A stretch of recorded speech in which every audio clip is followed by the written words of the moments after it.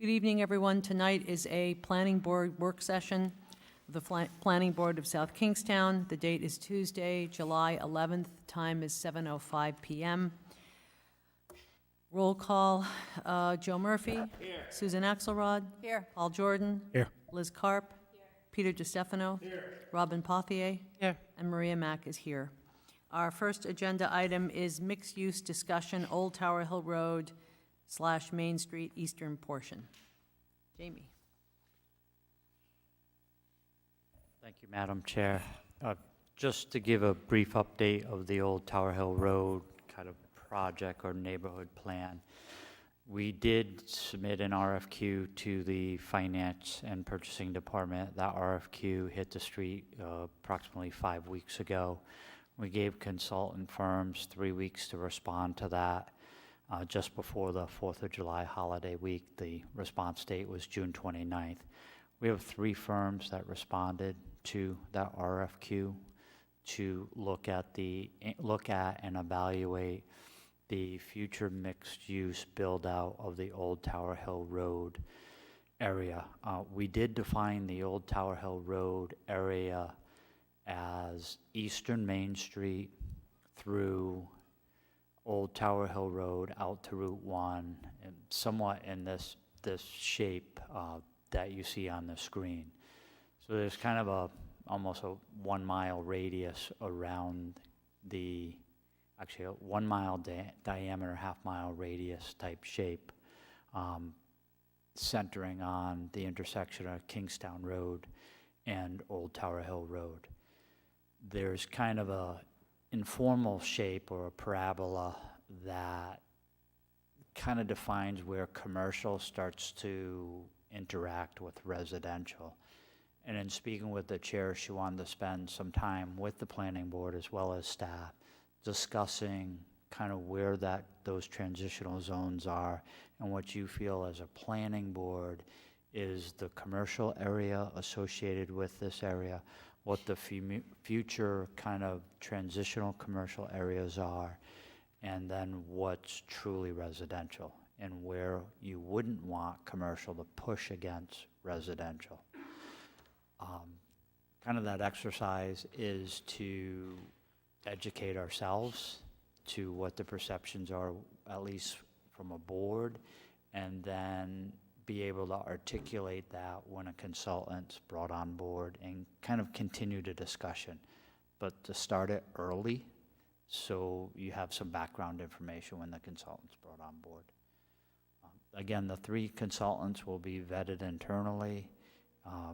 They will be ranked, and because it's an RFQ, once a selected firm or 2, and maybe 2, there's only 3, so there's a potential you could interview all 3, select 1 if there's a parent, and then under Rhode Island law, you negotiate a scope of services and a price for that scope of services. We did submit a draft kind of outline of a scope and what's anticipated as part of the project. And in the initial phase, the key component of it is the visualization of the build-out of the corridor. What will it look like in multiple scenarios? 1-story buildings with 50% lot coverage, 2-story buildings with less lot coverage, 3-story buildings with even less lot coverage, and play through all of those scenarios visually. Once a community potentially establishes a future visualization for the corridor, you can then enter phase 2 and 3 and articulate that in a code. So I think it's short-sighted to start with a code because you don't know what the code will result. We're trying to envision a result and get to that result through the codification or regulations. Jamie, question, what is a general time frame for the time between when a firm is selected and then the scope of services and all the finance part actually gets solidified? It could be 2 to 4 weeks with a potential week or 2 of slippage. It depends on, in reading the 3 proposals right now, there are some interesting avenues, at least one firm wants to take with regards to time spent in town and the charrette process. And one of the consulting firms is actually proposing kind of an open house style charrette. So if it, we had a few members who were at the workshop for the American Rescue Plan Act, and that was a discussion about what you want to see based on a plan that's already been prescribed. One of the proposals is looking at having a hands-on kind of drawing, evolving in real time on one evening during a charrette process, but then they would be in the community for the entire week. And they would allow any member of the community to drop in on their design charrette endeavors to provide input as it's happening in real time. And then further on in the week, having another workshop to show the progress, and then having another workshop to show, in essence, their final product of the week, which is an interesting tape because it can be potentially extremely interactive, and you can get a lot of input from the residents and the business community if you structure it correctly in the right location. But I don't know what the cost of that endeavor is. But you have boots on the grounds for potentially 5 to 7 days, and there's an hourly cost to that. Sure, Liz. Jamie, do you think it's odd that we've only gotten 3 responses for a project like this? I mean, I don't have the experience that you do, but I would have thought that we would have gotten quite a few more just because of the wide net that you... Yeah, and I've reached out to 2 firms to ask, 2 firms who ask questions during the bid process, and I'm trying to get information of why they chose not to submit a bid. Were they concerned about, we had roughly $125,000 allocated to the first phase of the study. Did they feel that wasn't enough? Did they feel the scope wasn't defined well enough? Or with all of the urban redevelopment, American Rescue money running around, that they are flat out? I know when we went for architectural services for the EMS building, some of the responses we got during our initial solicitation is there was no bandwidth within the firms that were more local or specializing within this, not just bigger municipal architectural firms, but kind of mid to small scale, that they didn't have the bandwidth. I'm perfectly okay if the committee goes through the 3 responses and says we don't think the net was wide enough, that we need to redo it. But I don't think redoing it without the knowledge that the firms don't have bandwidth right now, but they do 6 months from now, is an interesting question. But the other aspect is the type of endeavor you're doing. So you're trying to visualize the future development of a corridor, and then in the next 2nd or 3rd phase, codify that.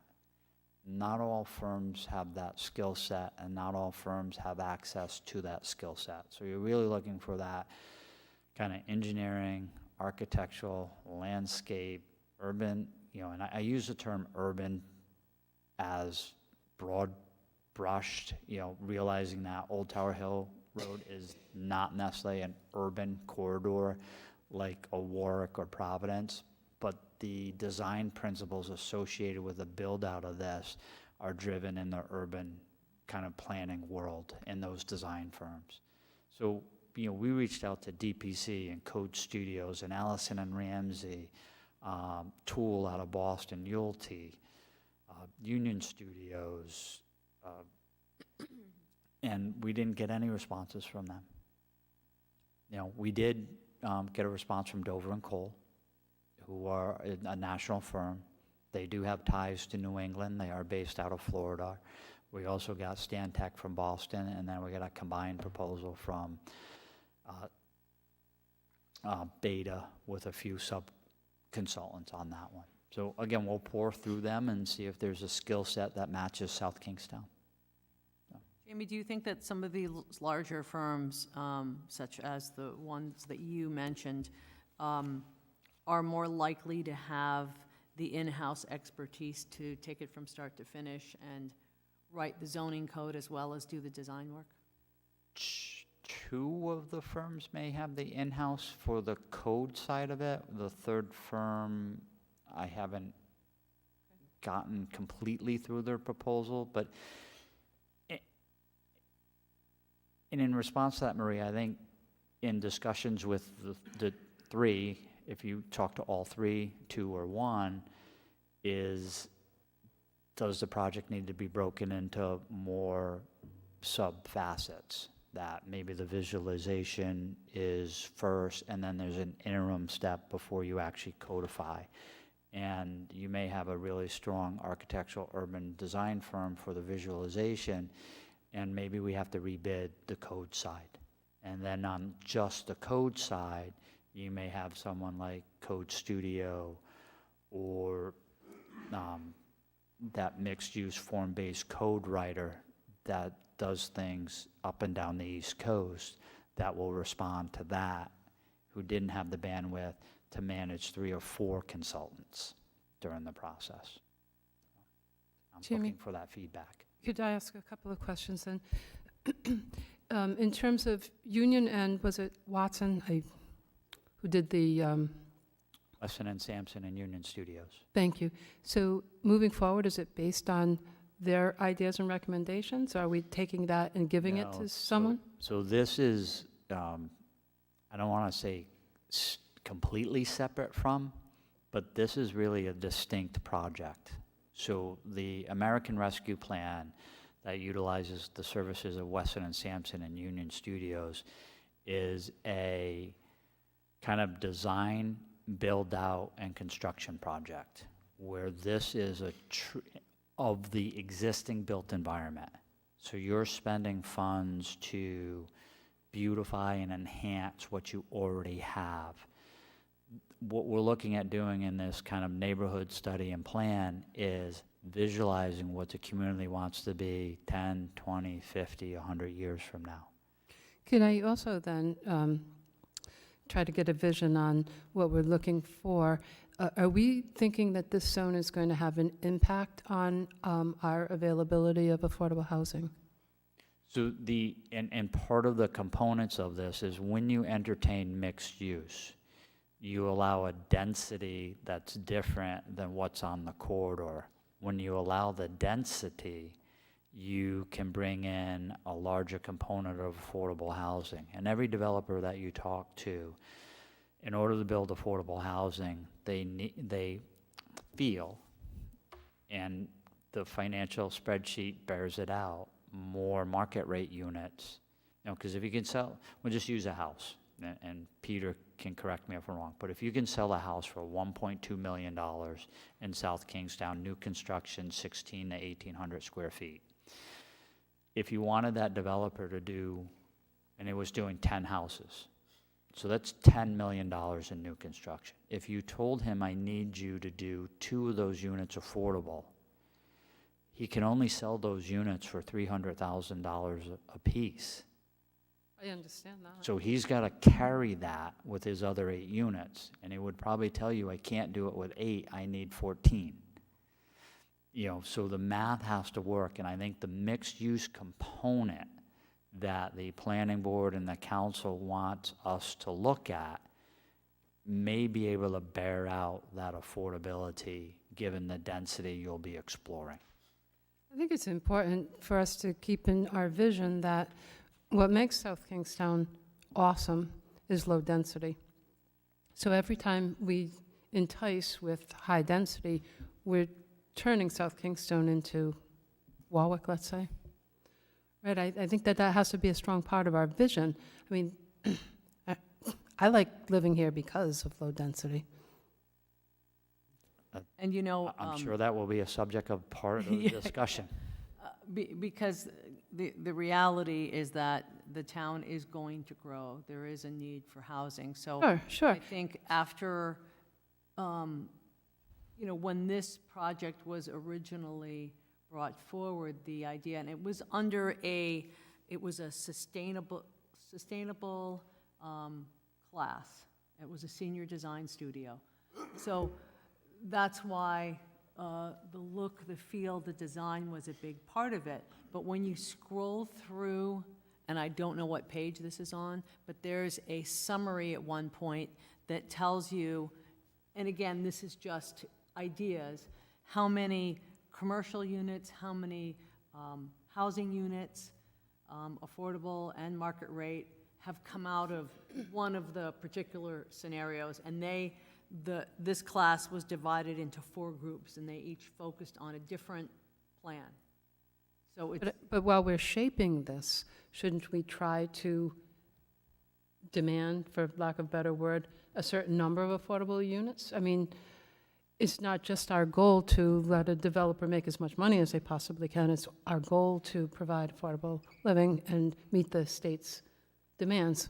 yeah, and I think one of the things Jamie was getting at is you have to create the scenario by which they are able to do it, both financially and otherwise, Yeah. so that there are enough incentives for them to reach whatever number or, you know, within a range that we would like to see. Sorry, Maria. So I'm looking at this area west of CVS, where we've got lots of old, really beautiful homes, where you've got lawyers' offices, doctors' offices, physical therapists, whatnot, on ground level, and then you've got apartments above in most of those buildings.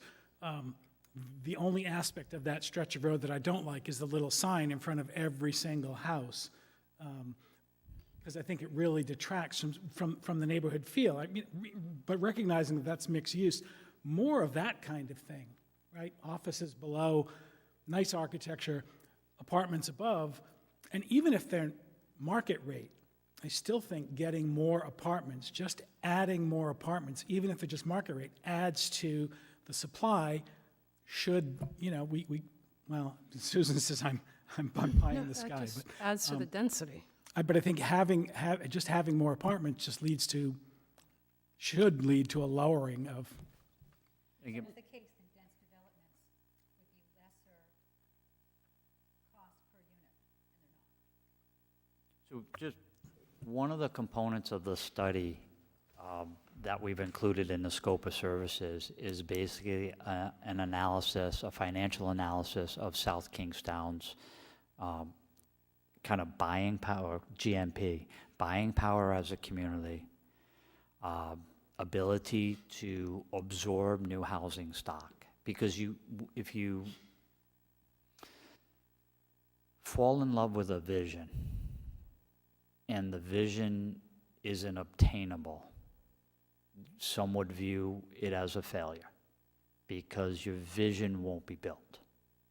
So it's kind of the young couple who wants to build a 4,000 square foot home on the water but has a $500,000 budget. And Peter would say you need to start the discussion at $2 million or $2.5 million if you want a view of the water in 1 acre and 4,000 square feet at $600 a square foot. Because there needs to be a realistic discussion. So if someone comes to you and says that you need to know how much office space this corridor can absorb, how much retail space this corridor can absorb, and how much residential space they can absorb. And you're going to have some developers who will tell you it can't absorb any retail, there's no market for office space, but I can build 2,000 housing units. And the community then needs to decide, is that what they want? And in the end, you may also have to make some tough decisions of, given the current market conditions, what you want may not be buildable in 2024, 2025, 2026, but it doesn't mean it's not buildable in 2030. So there's a balance between your vision that you want for the corridor and what the development community can support.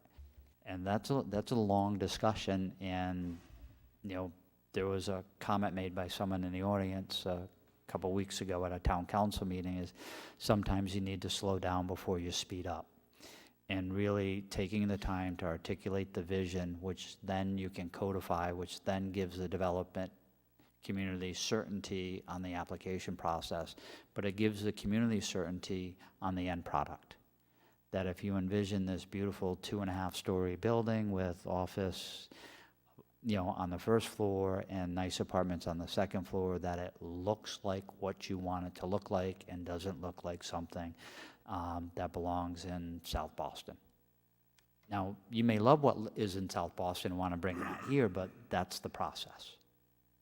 So Jamie, you just mentioned factors in terms of a community's ability to absorb new housing or new growth or whatever.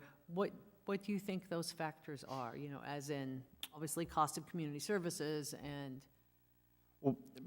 Well, on the residential side, it's, well, on both. I mean, we're, so on talk the retail, we'll take the retail side first. So retail side is, they will take a look at the medium area income, how many people are at that medium area income, and what the purchasing power of the community is. I mean, I've seen numbers from $750 million to $1 billion of buying power within 15 to 20 miles of South Kingstown. And then they'll start to hone down on, what do you already have? You already have 2 grocery stores. Can you support a third? The answer to that would be potentially yes, if you didn't have Super Stop and Shop in Narragansett, 2.5 miles away. So they're gonna keep drilling down. yeah, I'm not talking about that perspective. I'm talking about the community perspective, and what does the community need in order to absorb a greater level of development along this corridor? Things like. Infrastructure, Right, yeah. traffic. And part of that too is, sewer. you have your availability to municipal services, and the 2 primary ones for any increased development are your ability to turn your faucet on, so that's water supply to your product, and then once you turn the faucet on, there's a drain associated with that, and you have to process the wastewater from your development. So there's potential limitations on sewer capacity, if there are any, to a full build-out of the area. There's capacity issues that they'll have to vet with regards to supplying water to this potentially increased density area. And then you have other infrastructure associated with transportation. Can your road system support? How much can your road system support with increased density? How much can, transit support with increased density? How much can your sidewalk and other infrastructure support with increased density? And someone might say, this area may only be able to get so big given your existing infrastructure. And if it needed to get bigger, then your infrastructure has to change. And that's a community discussion. So to keep it a little bit more upbeat, I was thinking that it might be, particularly based on last night's conversation with the council, if we could initially make a list, which would be very helpful to the consultant, of what we collectively see as opportunities and challenges for this corridor. And then we have a really nice quality GIS map that Carol Baker has set up for us, and it would be helpful for everybody to look at that map and kind of think about where buildings are located, what the amount of impervious surface is, and again, just think, come up with ideas, have the conversation. That's part of. Can I just to back up for a second?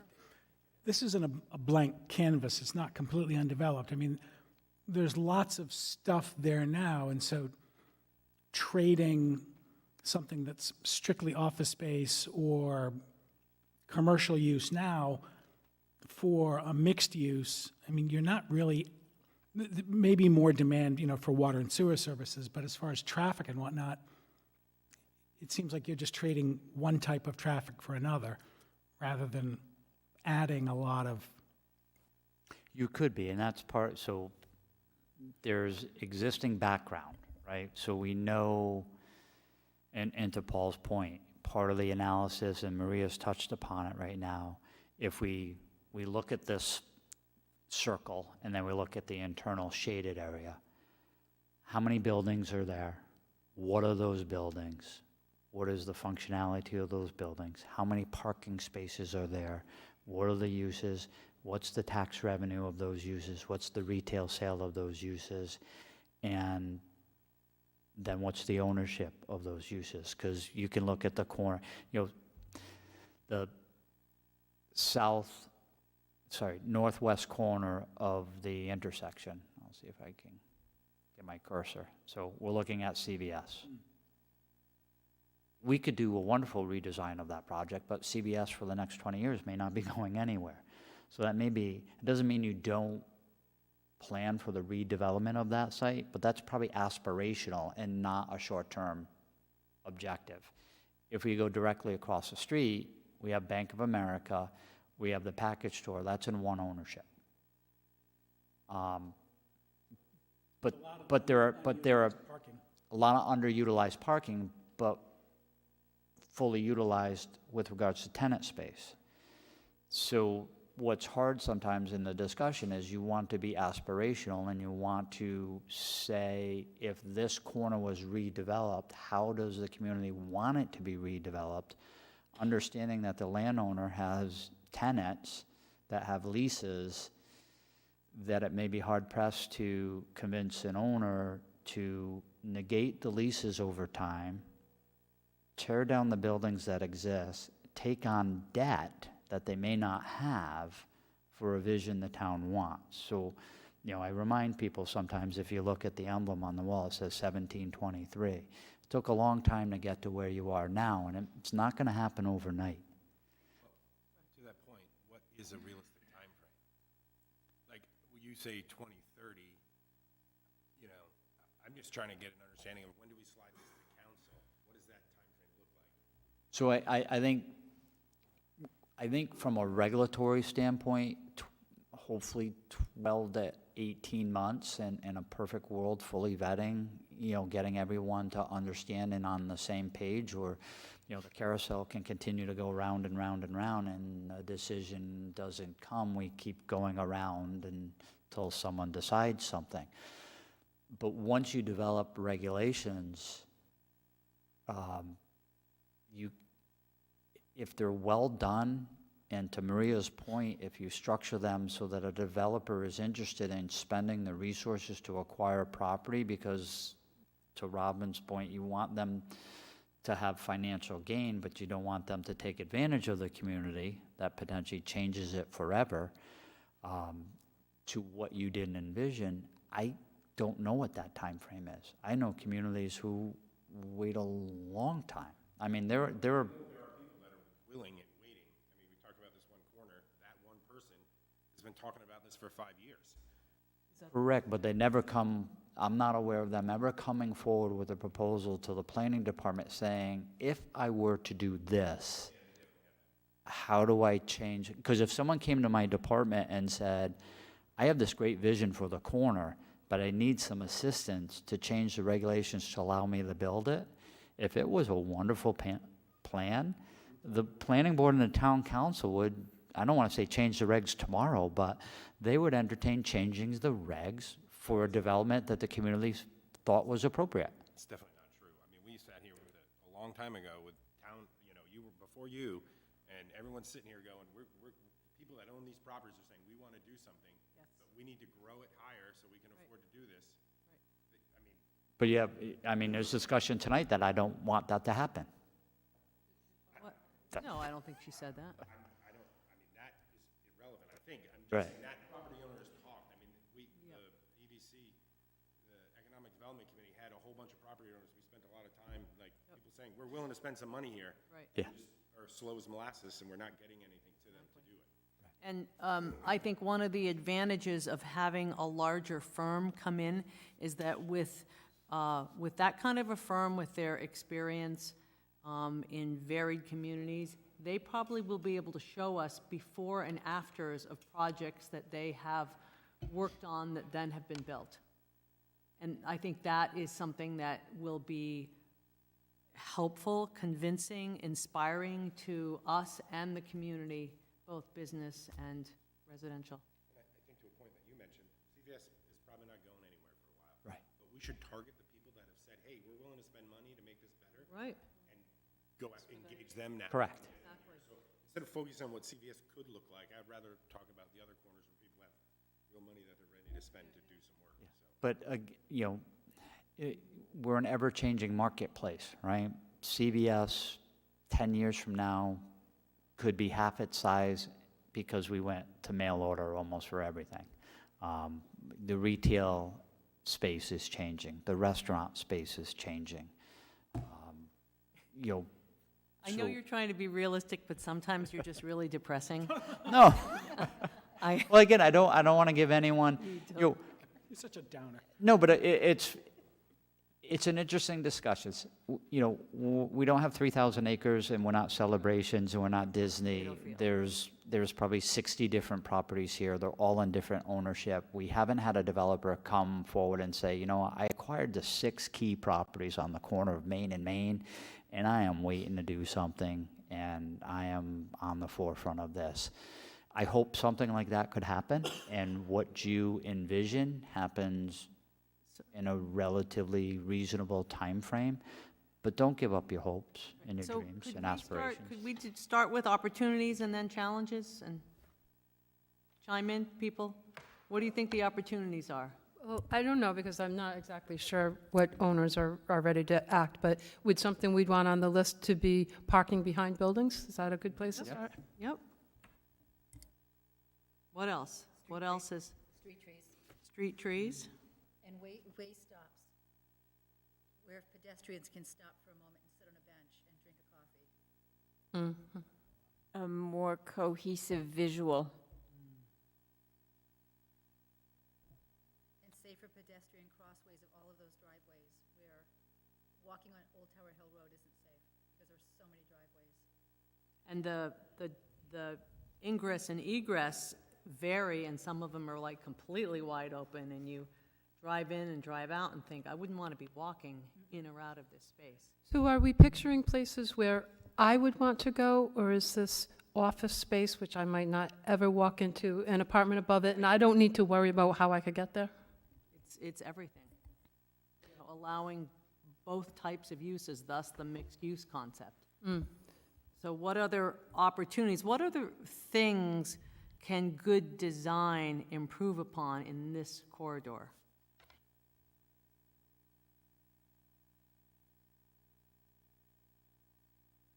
So are you talking about bringing the buildings up to the street? For example, on that corner, the landscaping right at the corner is lovely, but after that is a very large expanse of pavement. And along And with if those pavement buildings- comes Stormwater. stormwater. But if the buildings were up close to the street, parking was hidden around the back.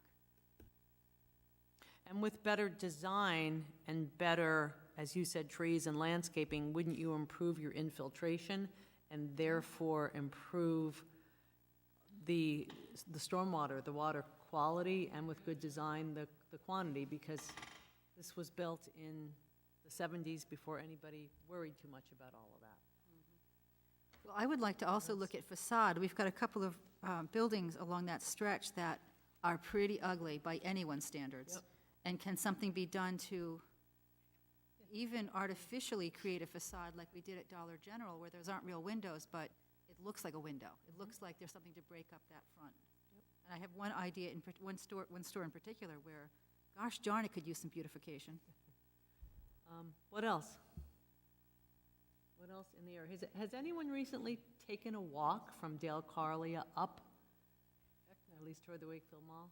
Nope. It's an interesting exercise if you do that, and that was done as part of this. And one of the things, yeah, the noise. The noise, and you feel so exposed. It's hot. It's very hot. Heat You're island walking effect. on pavement. There's no opportunity there's no reason to slow down. You just, I mean, it doesn't look like that. what? Doesn't look like that. Even though that's a dense urban area, it still feels walkable. Right, no stores to look in the windows, there's no chance meeting of. Yeah, yeah. That area, One thing would be windows you can really see in, display windows, make walking more enjoyable. Activities on the street. I mean, if there were restaurants with tables outside, it would be an opportunity to would change be. the pace. So that's actually called street activation. So in a lot of communities, if people are familiar with the redevelopment of the Seaport in Boston, that's $1 billion plus redevelopment. But some planners and urban designers are criticizing that because it lacks street activation, that you literally can walk for a city block and there's nothing left to right of you. There's no interaction with an on-street plaza, with on-street dining, a storefront. It's, like a lot of people say, I grew up in Eastern Connecticut, spent a lot of time in Providence, but also a lot of time in Hartford. And one of the struggles of an urban area like Hartford is it's all office space. And because there's so much historic office space there, the restaurants catered to the breakfast, the lunch, and not the dinner crowd because everybody left at 5 o'clock. Maybe they returned to some night activities, but there was a big void there. But if you walk down a city block, it's an office complex for 1,000 feet with 2 main entrances. Then you walk another 500 feet to another entrance. There's no street activation. And cities, towns, communities, villages, those are the transformations. If you remember, I showed you the area in Boston where you had a mixed-use redevelopment. And originally there were 30 storefronts, 20 to 30 feet wide. So every 30 feet you had a new window to look in, a dress shop, a tailor, a deli, a restaurant, and you had activation. And then the new development comes in as a mixed use, first floor retail, second floor apartment, and there's one entrance. And you have to walk 400 feet past nothing.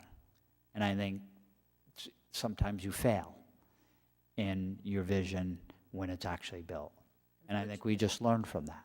So- Fortunately, we don't have to worry, unlike Hartford, about becoming the insurance capital of the country either. Correct. so one of the things that, Weston and Sampson talked about in that and other project, wider sidewalks, further down Correct. Main Street here, for that purpose, to get, out street dining.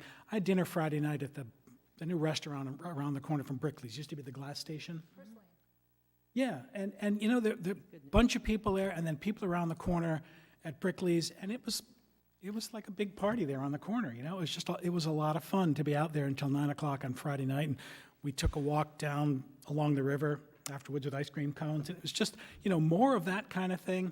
Placemaking, right? Yeah, I mean, it just, you want to be there, and I think that's, I don't know how you get there in that area east of Dale Collier Corner.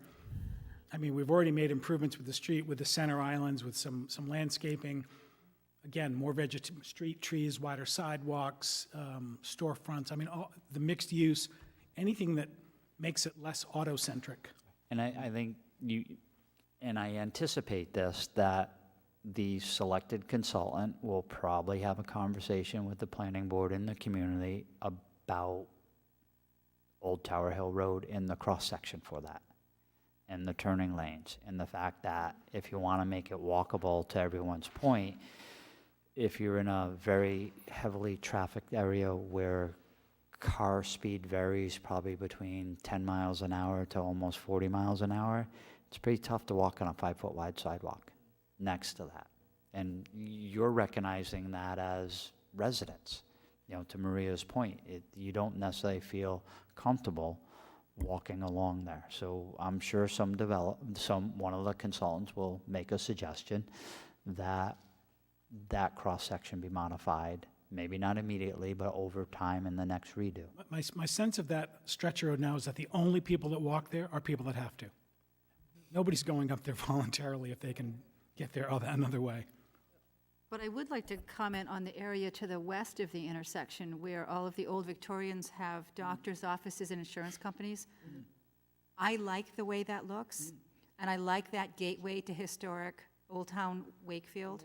And although it has some small spaces in between the buildings that could be developed, I think it would be a shame for the character of the town to see any of those old Victorians raised to have boxy buildings put in their stead.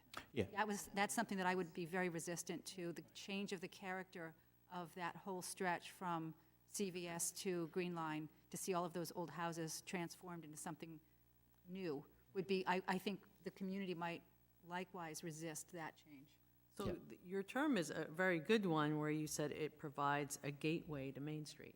Yes. Between the old and the new. Why not move that gateway up to Route 1 and have that look continue up Old Tower Hill Road? Well, If they could do it with the density, that would be awesome. But I think they're trying to fit in more dense development than those old Victorians with the sprawling lawns and the wraparound porches. But I think architecturally speaking, you could still kind of. But I don't think there's anything wrong with a diverse look. I mean, Old Tower Hill Road is something different.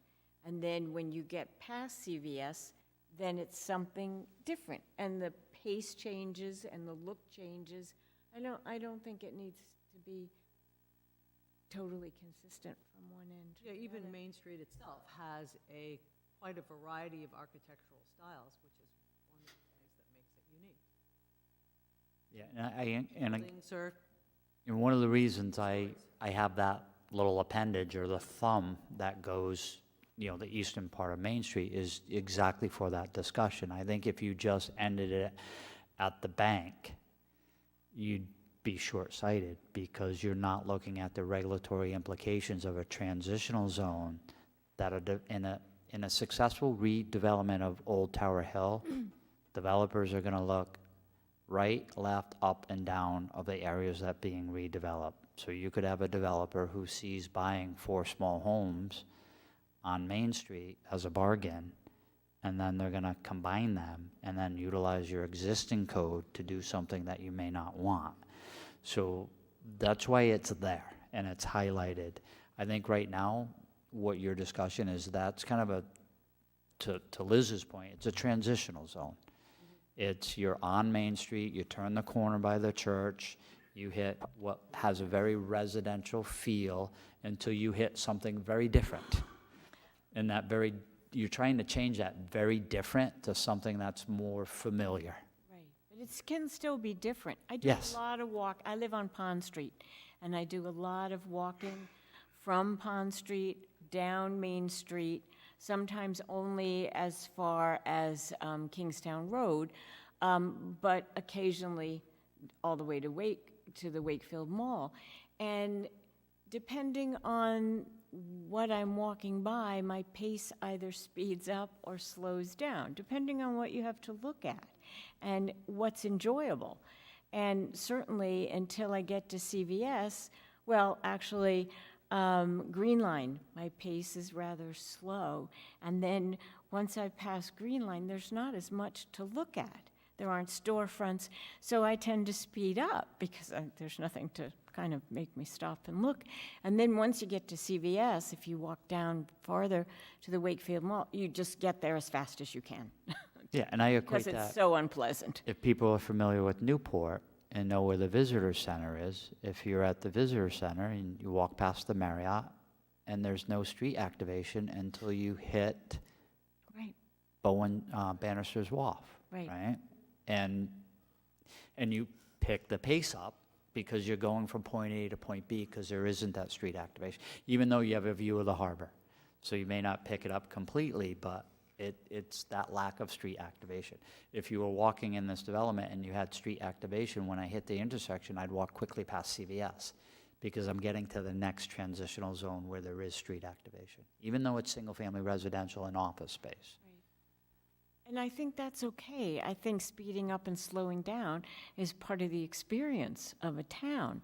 But it has to be that you speed up for a reason and not because it's unpleasant to be in the situation you're slow in. down for a reason. Right.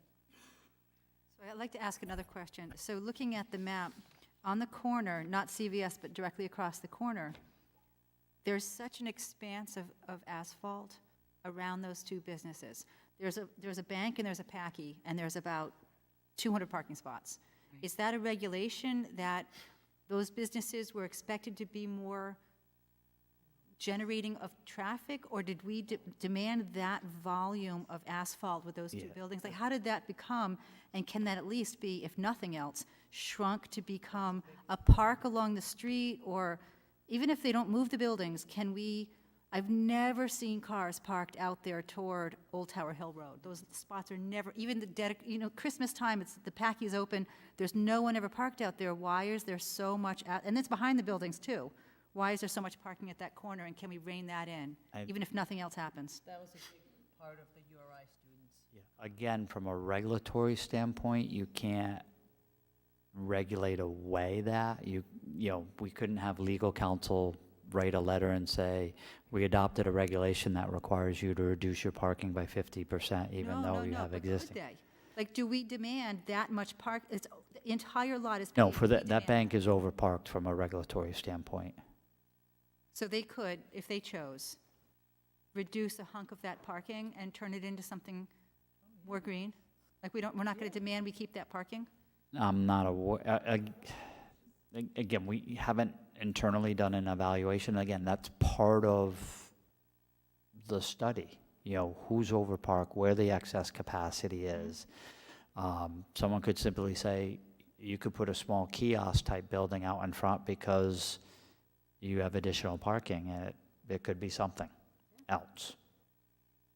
So maintenance of transition zones, was that a challenge or an opportunity?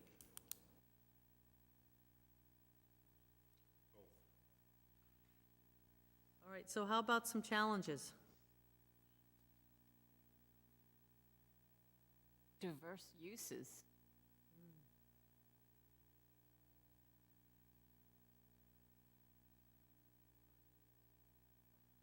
The challenge to what? The Across the challenges division? yes, yep, so I think- based on the status quo. I think one of the challenges is going to be financial. Yep. And you're having a change coming to one of our businesses downtown because he received some assistantship.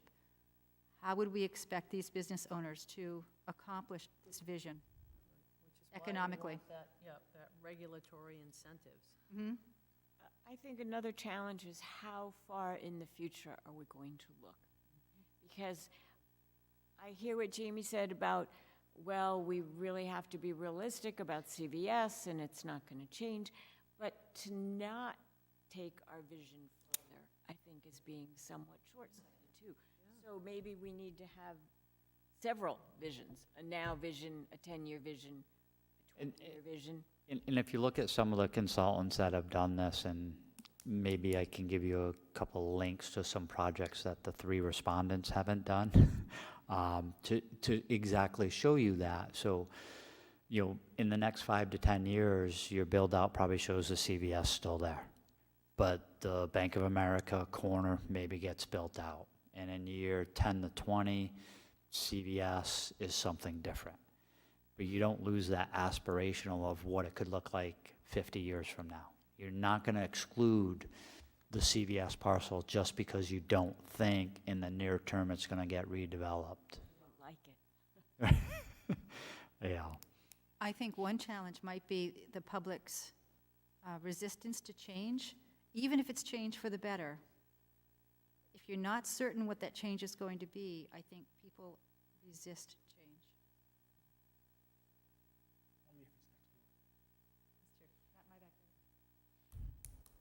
But if there is increased density, and there was some discussion, and we'll say, the average daily traffic here is 12,000. You may be able to play around with a little bit of that density and moving the chess pieces around the board without changing that average daily traffic. But if you're going to look at a build-out of this corridor and the underutilization of asphalt and single-family footprint, or single-floor footprints, your average daily traffic and peaks are going to change, and they are going to increase. You're going to, so if you're used to maybe getting through the light in one cycle, over time it may be 2 cycles, which means, it turns green and you don't get through that, it's gonna turn red and then you get through the next one. But that's typically only at peak times of the day. Another. But I have a wonderful aerial photo that I'll roll out as everybody leaves tonight. And people who continue to say, well, this isn't what I moved here for. This isn't the community I lived in. I'm gonna show you the photo of what this area looked like. And when you moved here, you changed it. Because it doesn't look like what it did in the 40s and 50s. Now, Lighting is an issue. It's both an opportunity and a challenge. Right now, it's like highway-esque lighting that would be made much more appropriate and similar to some of what we have on Main Street, depending on the uses and the architecture and that sort of thing. Any other challenges?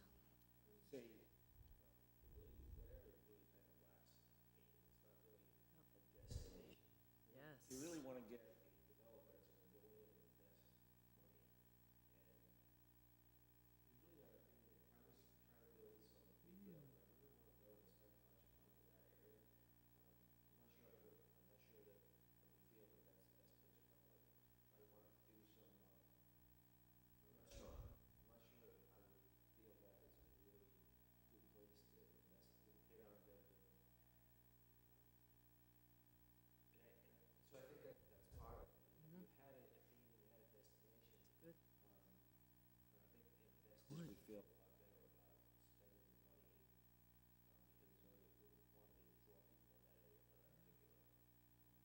Well, it's sort of a catch-22, because the developer would have to see a vision that would inspire confidence that they could add to the vision and also be profitable in what they were doing. So they have to believe.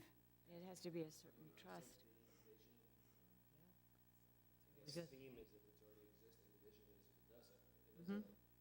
but Joe, if I can add to your point, I think you're viewing it both as a challenge and an opportunity, because if you ask people, what's Wakefield? And it's a quaint, quintessential New England kind of downtown. It's got an eclectic mix of businesses between restaurants and some office space and some retail. And what's Old Tower Hill? And you can't say quaint, you can't say quintessential, you can't say shoreline. People are gonna, Restaurants. so, Quintessential 1960s strip development. It's correct. And you also want to design it with a sense of place that doesn't replace downtown. Because if you don't want this large pull from your main street to a new main street. So they need to, so it's an opportunity and a challenge to create a new sense of place, because there isn't one, right? You're not trying to change the sense of place. You're not trying to change Wakefield into not quaint, downtown, eclectic to something else. So I see it as a challenge and an opportunity.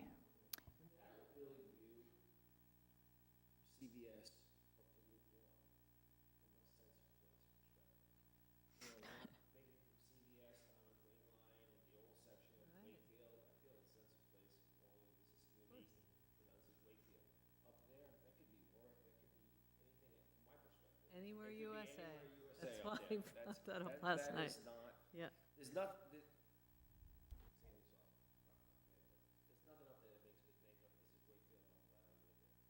Right. Yeah, if you literally blindfolded someone and brought them there and asked them where they are, they wouldn't identify it with any particular place. Absolutely.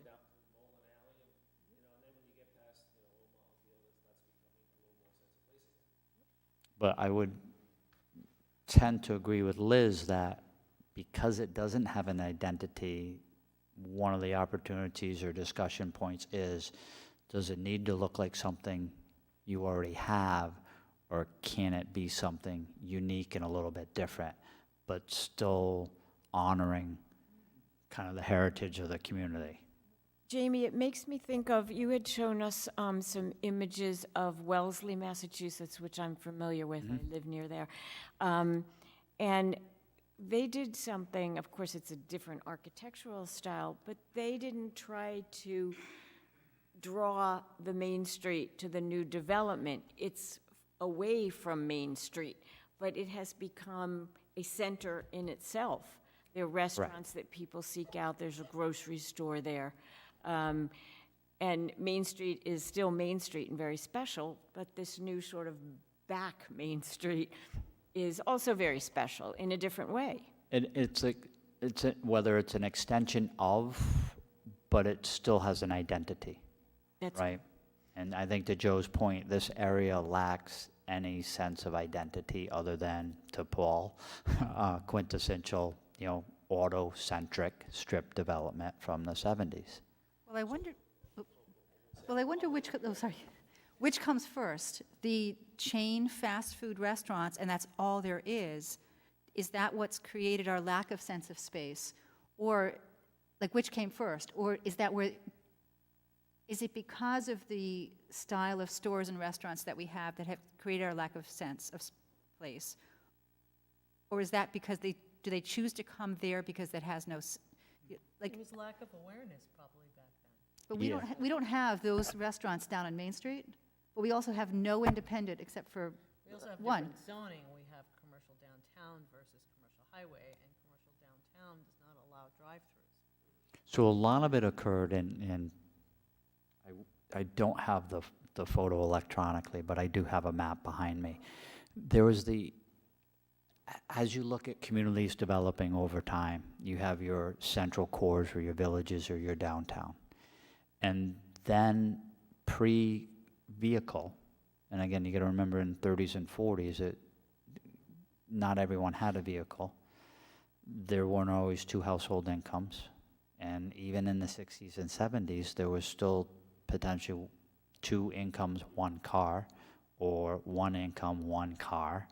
A lot of stay-at-home family members.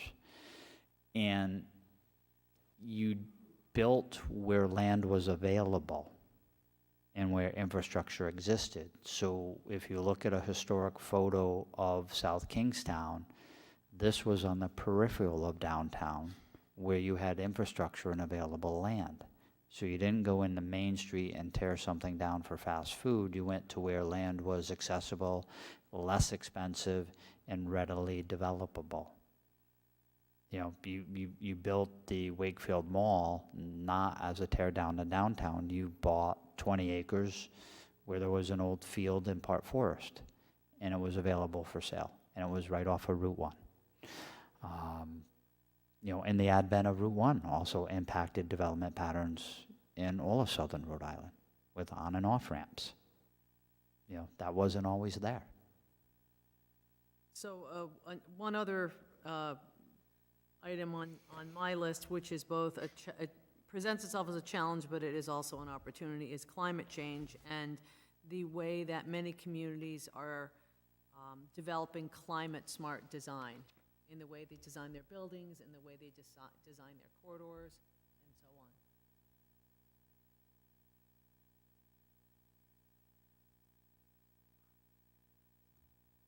So do you think we should, Jamie, go through the Yeah, I can pull it. UI PowerPoint just to let people have a look at it, and then we can look at this awesome map? Or Good. challenge to add, and that is how do we increase density and still maintain our community feel? Even though we already said we don't want it to look like Main Street, but we don't want incredibly tall buildings either. Again, an opportunity there potentially is that to have a, Common theme that is to have a specific, been concerned with as they develop these projects. And a good consultant will be able to. you can layer buildings. You could have a two-story footprint for the first 30 or 40 feet of your frontage, and then you're allowed to step back and go up, so that for the pedestrian or the vehicles, you don't get that enclosure. You It's an could, opportunity. Yeah, so it's a challenge and an opportunity too. You could have smaller two-story buildings towards the front of the property, and then when you go towards the rear in those transitional zones, you can potentially allow them to go up.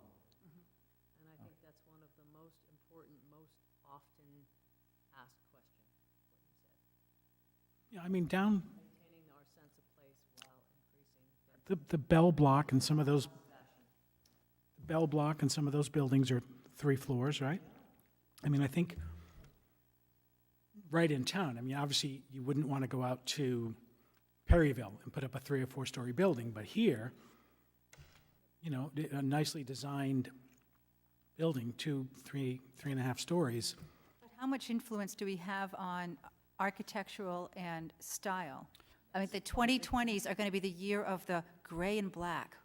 We're going to be identified as it's gray and black. It must have been built between 2020 and 2023. Like, what's up with that color scheme? That's going to be, I think, always identified with this era we're in right now. But you can also drive around town and identify 1970 with ranches and split levels. I'm not saying it's good.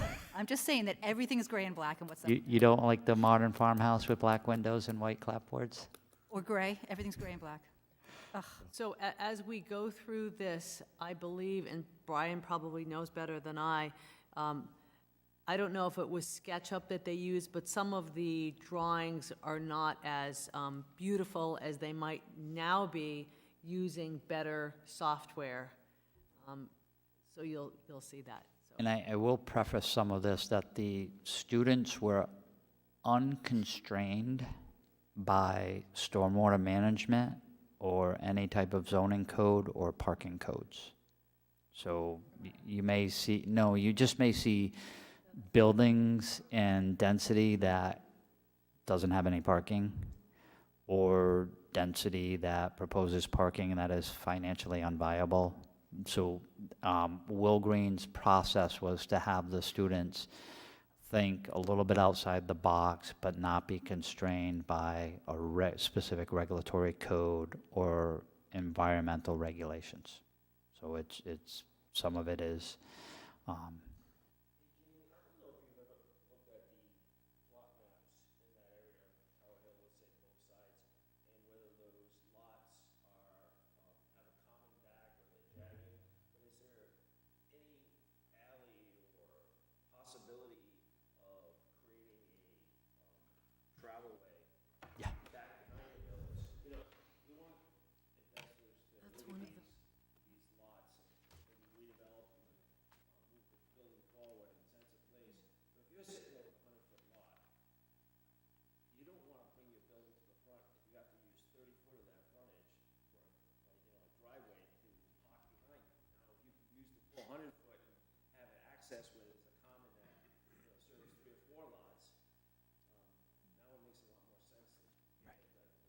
No, Joe, you make a valid point. I think, yeah.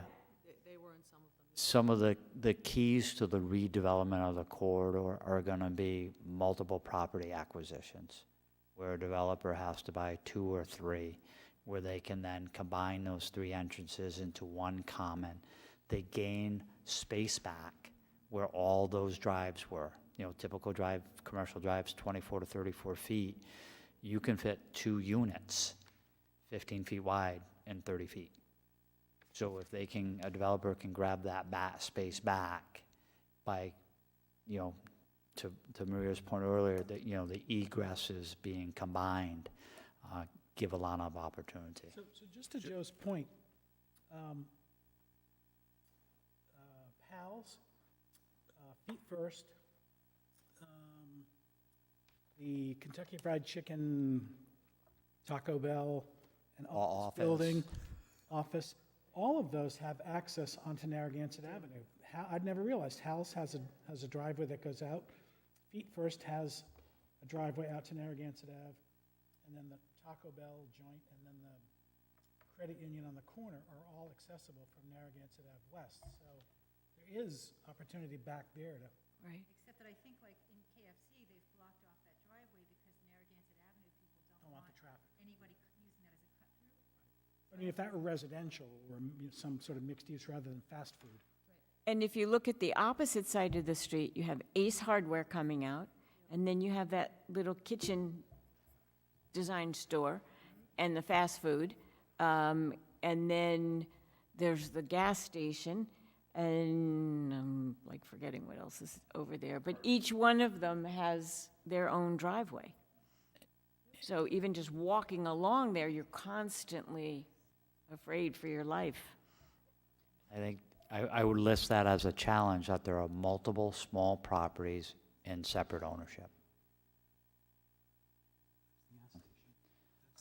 This is a quick visualization of a redo and some green rooftops, solar at the mills where Whalers is.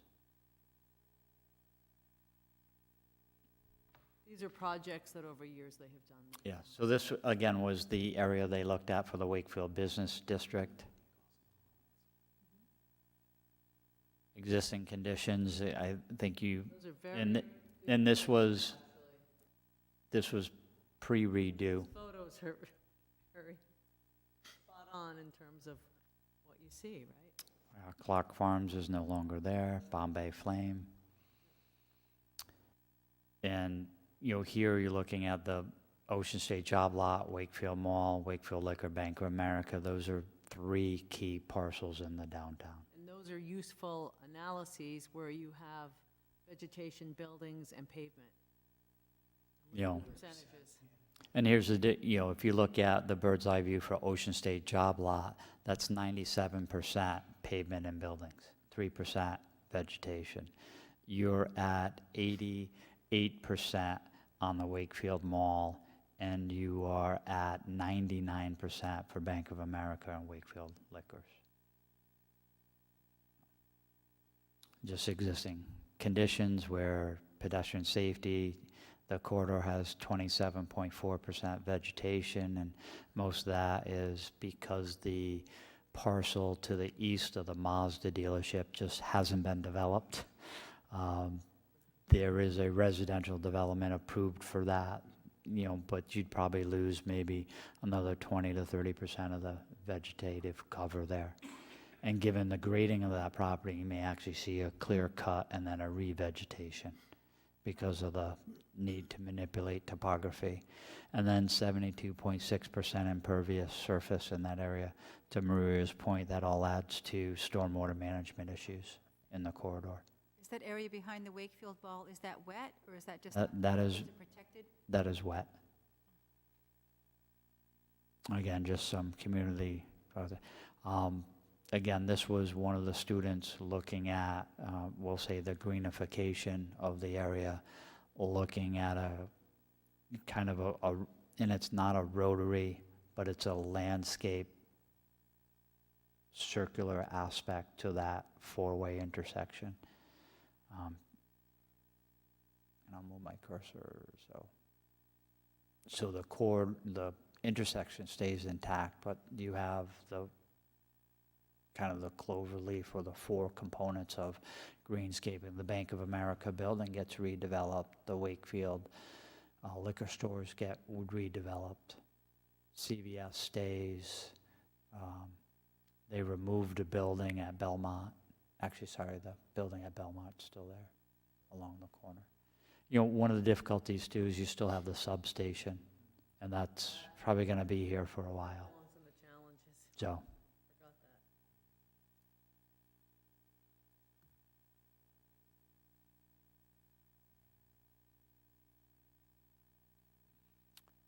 again, looking, you know, I think whether it was Liz or Susan who brought up, you know, more street trees along the corridor, and just here, you know, if you didn't have the turning lane and there were street trees on the north side, south side, and a center aisle, traffic calming, identification of placemaking, it would just change the aesthetics of the area. It'd still be strip mall past it, but again, it's one of the components of changing and making a place. You know, just thinking about all that impervious surface on the previous slide, when you look at the flooding that happens on Indian Run and over by the Village Green there and the what's it called? The rec center, for lack of a better, not the rec center, but the what's the building I'm thinking of in the Village The Green? Guild. The Guild. Guild. You know, all of that impervious surface. I mean, you know, dealing with that, the benefit to Indian Run and flooding along the Saugatucket, water quality in the Saugatucket. I mean, when you look at imperviousness in that area going into the Saugatucket, that is the single biggest problem. And one of the keys to this is you could potentially, I don't want to say increase the impervious, but you could stick with that impervious and treat it and improve water quality and flood management in a different way. But you would, you know, but you'd still have a lot of red, but it'd be an improvement. And either Paul or Brian, would you like to kind of re-emphasize for the board the issue of TMDL? Not really. Well, I mean, the Saugatucket River has TMDLs for some metals and fecal coliform. So the Indian Run Brook is one of the principal sources of those TMDLs feeding into the Saugatucket. I do think that Saugatucket Pond and the area upstream there contributes a lot of fecal coliform from wildlife. But So the metals are the metals are coming from the commercial corridor, yeah. So again, just a student's vision of taking what was Boder's World and, This is what I was talking about the software they used wasn't particularly. again, changing into something, Susan, you meant, you know, respite spots or pocket parks and opportunity for someone to sit along the corridor. I don't think if you just added a bench along the existing corridor that someone, unless, Although, Liz's interestingly point, enough, unless they needed to, would sit there. CVS has a bench in front and another one on the side by the drive-through, and there are always people sitting out there. Every time I go to, there are people sitting out, old guys sitting out there talking, or, So again, just changes to wayfinding and your sign identification for the corridor. This was a student's attempt of screening the substation. So there are mechanisms and, you know, you could bid fences and fabric murals to help disguise what's behind that. You know, one area we didn't speak about was where Starbucks is, that wall, Yeah. that curved wall that is, I find really offensive. And what's behind it? It's sort of like a stage set. It's this big curved wall. And I don't even, is Starbucks even in there still? Yeah. And what happens behind it? Nothing. I mean, used to be a mobile station. On that corner? Yeah. So since we're on the topic of Belmont parking lot, so we were down in Maryland last weekend, and we went to the IKEA outside of Washington DC, and it's not pretty, but the whole IKEA parking lot was solar roofs. So all the cars were parked in the shade, and it was charging stations, and it was a solar roof over that IKEA parking lot. And then in between all of it was trees. So it was trees and solar panels, and then all the cars were parked in the shade. So if we're going to have, for me, this much expansive parking lot, I'd prefer to see a little use made of it. And there's 3 parking spots at Belmont where you can put your car where, like on a hot day where it's not in the sun, and everyone fights over those 3 spots. And it's because there's one tree that makes a little bit of shade.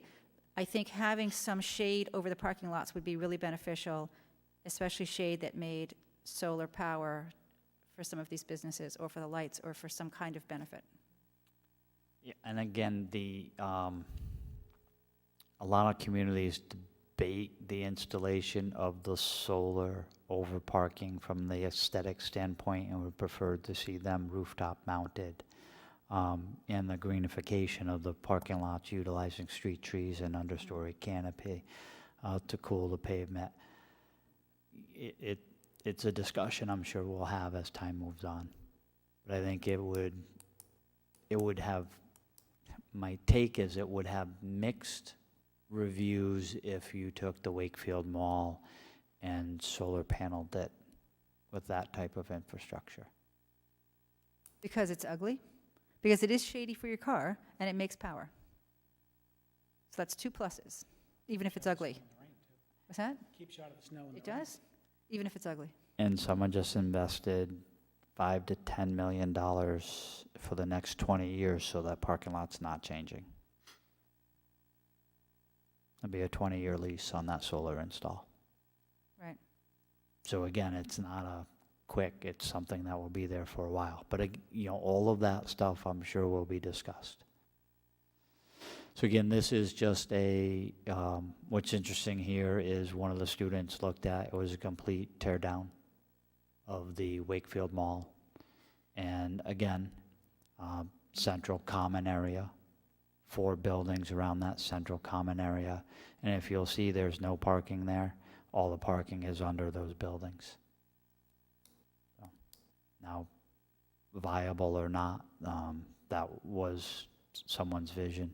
And again, a redo of the intersection, trying to bring 2 buildings forward where Bank of America is, you know,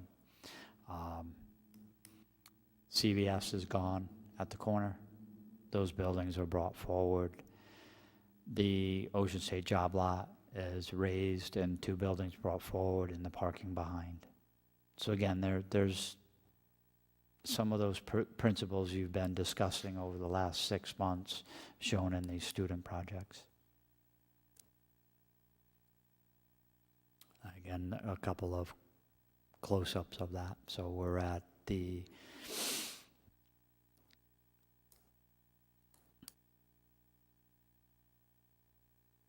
It's the post office in Yeah. Corvallis. And I want to say, this is a unique property that I'm not sure how the building and the parking works. It doesn't. Not well. Going in there often for lunch. But again, the potential redo of the post office property, bringing the building forward, putting the parking behind, the parking acts as the transitional zone to the residential neighborhood behind it. Now, a more dense aspect of that would be to try and put the parking underneath and more building on top. Same impervious area.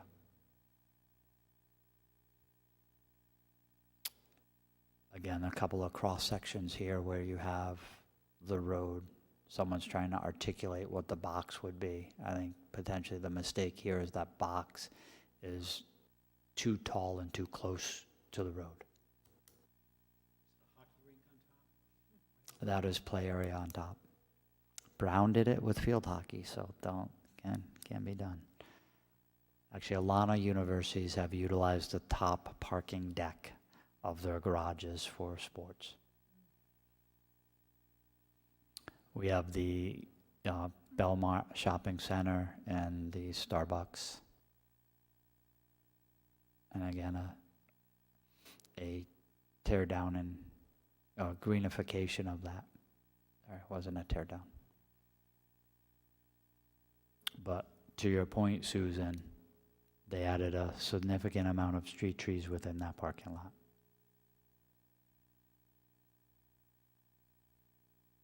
And again, on the bottom here shows a cross section of what that new parking lot would look like. Looking at the Bank of America corner, CVS. Again, I showed in a previous slide where Bank of America was raised, the liquor store was raised, and 3 buildings were pulled forward. CVS was pulled forward in a redo, parking behind. And again, more street trees in the parking lot and more green area and green roofs. So Jamie, are we to assume then that we're going to enforce a open space quantity on these developments, or what's going to stop the developer from wanting to cover that with more buildings? So again, part of, For open space, green infrastructure, to balance an increase in density. We are going to have that. and again, that's all part of the visualization process, and some of it is going to be a balancing act. Do you require the developer to provide his or her own open space, park-like amenities, or do you say, you know, you have a beautiful public facility within walking distance, so that's where those types of uses are provided? I think, you know, the idea of a percentage of open space, because it's so tight, you know, if you're talking about mixed use, you've got a certain need for parking, for ingress, egress, but you don't need a big outdoor space. I mean, I think about that tiny little park in front of the building at the bottom of High Street. Used to be Ortho RI. There's a little tiny park. You go down the stairs, the river's right there. I mean, it's itty bitty, but if you go down there and sit there, it's a really nice, quiet, pretty little spot. And I think you could work in, just a tree and a bench and maybe a game table or something, just a place for people to sit, particularly if there's residential, just adds to that streetscape and that There, feel. in Woodstock, Vermont, right in Woodstock proper, there are multiple little aspects of that where they created very small, semi-private public space. They're no bigger than the space between the U shape of the tables here, in a very dense build-up area, but it adds to the sense of place and gives a respite between the built environment. And they're not very big. And again, just a kind of rudimentary cross-section of the road, the sidewalk, and then the built environment with the green roofs. You usually don't have people on top of them, but yeah. They may be maintaining them.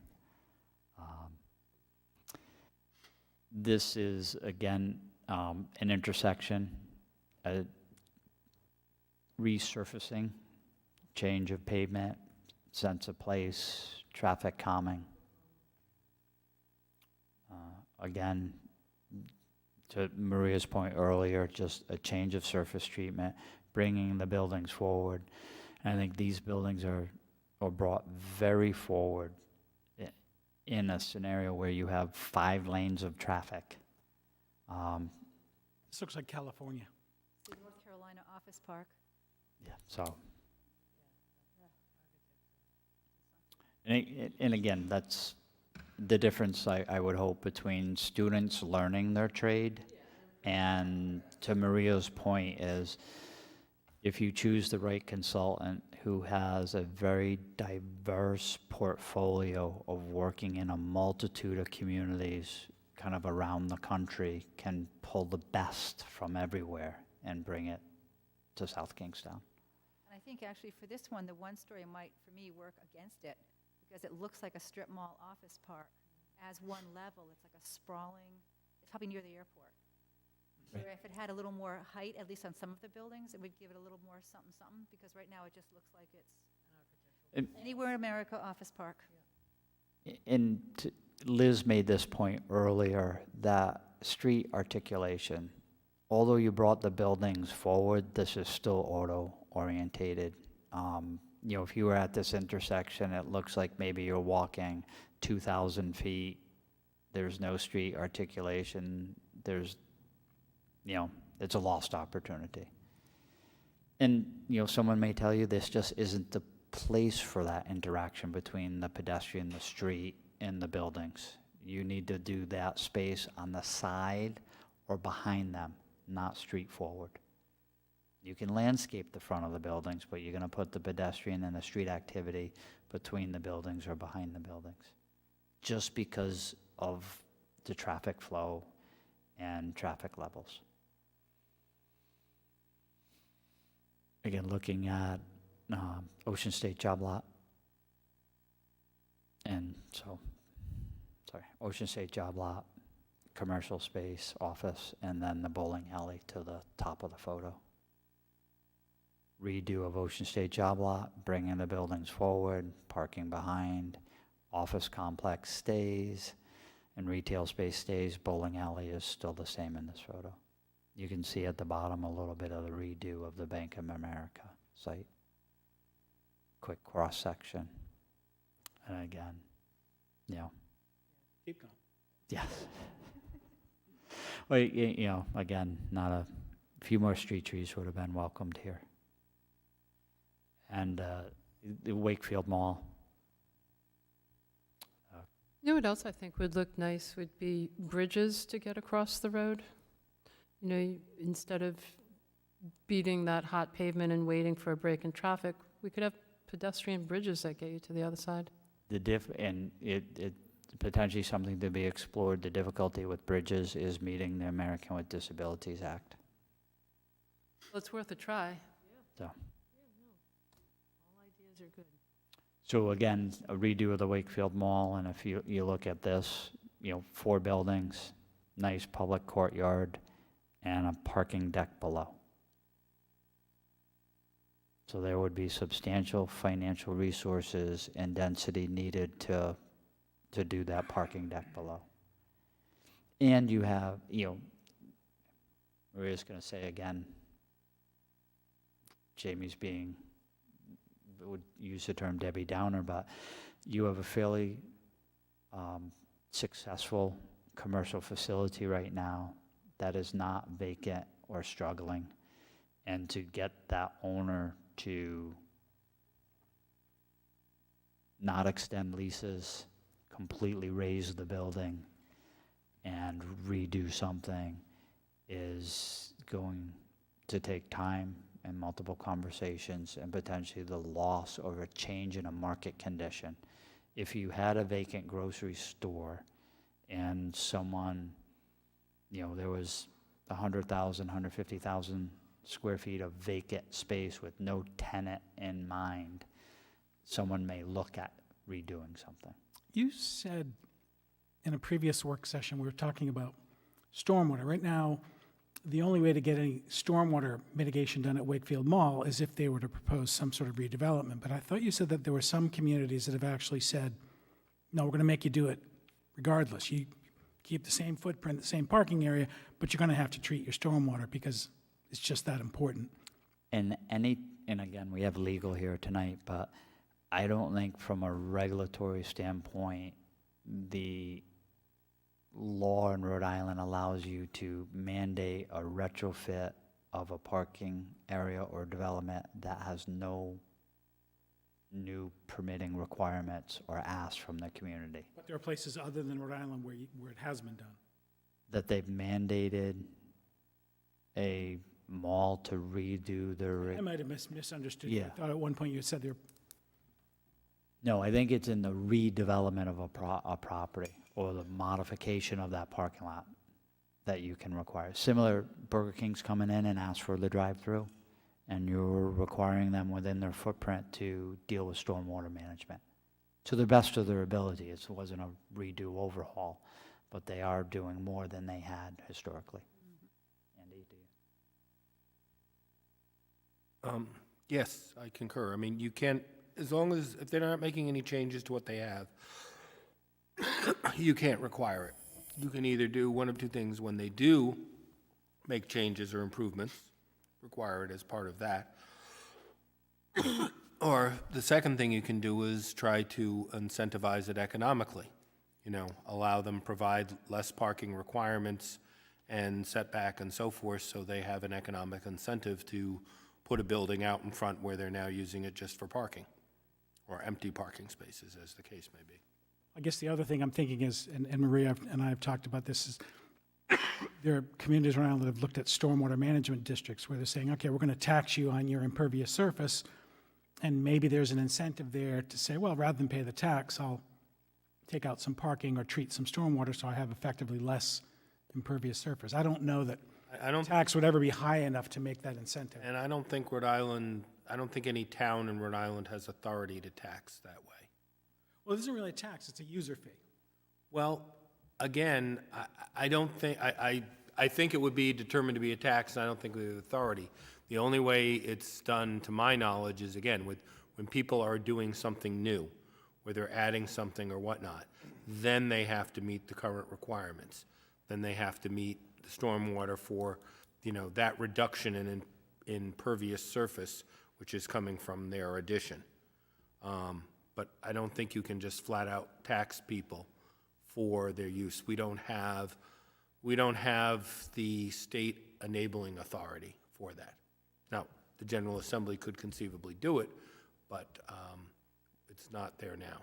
Because Middletown, Middletown and another community were looking at stormwater utility districts where, Yes. because there's a cost associated with stormwater. And I'm in fact one of the people assisting the consultant. I'm a sub-consultant on the plan for the city of Newport. But it will be concerning only new stuff. It's not going to make, anybody who just doesn't make any changes to their property will not have to do anything. Only people who are making changes. Thank you, Andy. Again, just a cross-section of that redo of the Wakefield Mall. And again, this, in areas, West Hartford Center was redeveloped probably 15 to 20 years ago. Hired a consultant, visualized what the redevelopment would be, solicited developers to acquire, tear down, rebuild. Whole Foods was one of the anchors that wanted to come to town, and 50% of the parking for the Whole Foods market is under the store. So, you know, there is a price point when real estate values are high enough that if you want to build a Whole Foods or a Trader Joe's and you can only buy 1 acre, but you need 2 acres, your choice is a 1 acre building and an acre of parking under it, with some parking next to it. Should we move along a little more quickly through the rest of the slides so that we Yeah. can look at the map? Again.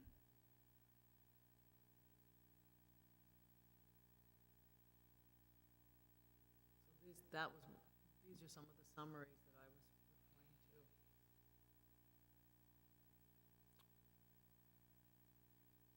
And again, this was looking at some of the potential of what exists there and what revenue could potentially come in on the tax side.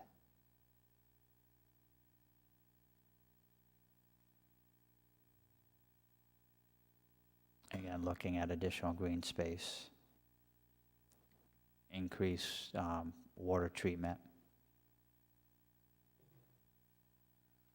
looking at grocery space, restaurant space, 144,000 square feet of restaurant space is very ambitious. Well, do we even need office space anymore? Is that just passé?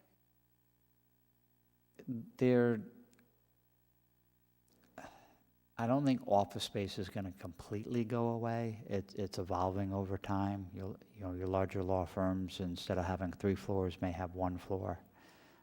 There'll be more flex space, conference room space, but I don't think it's going to completely go away. There's always the issue of productivity.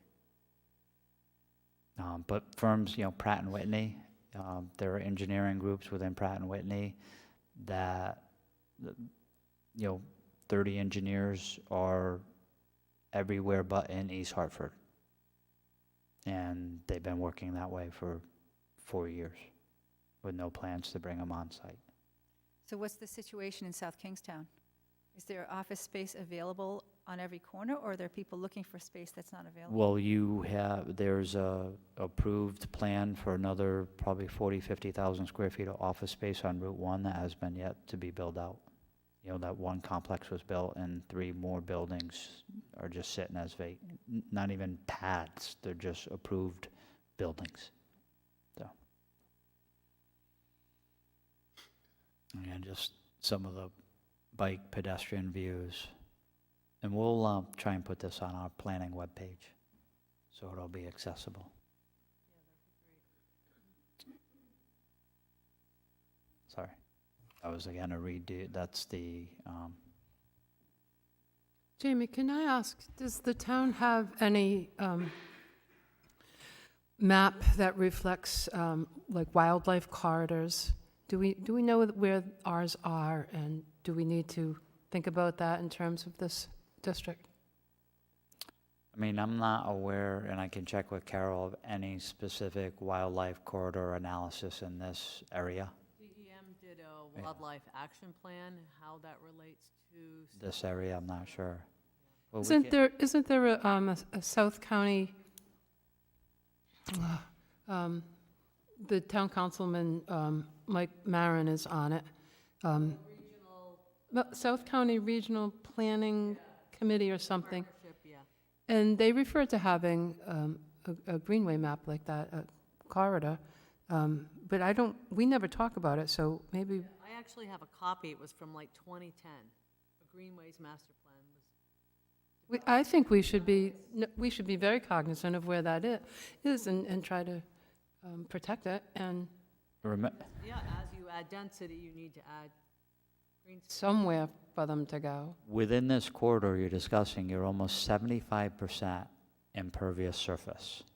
I'm not sure where the wildlife corridor is within that red area. Oh, well, obviously, it's not within that red area, No, but but I'm just- wondering, It's is it north. close? Yeah. Where is it? North and Calls east, it- But Indian Run, you know, that Yeah. section coming down from Broadbrook and, yep, South County Commons and then down Indian Run, that whole thing is a corridor.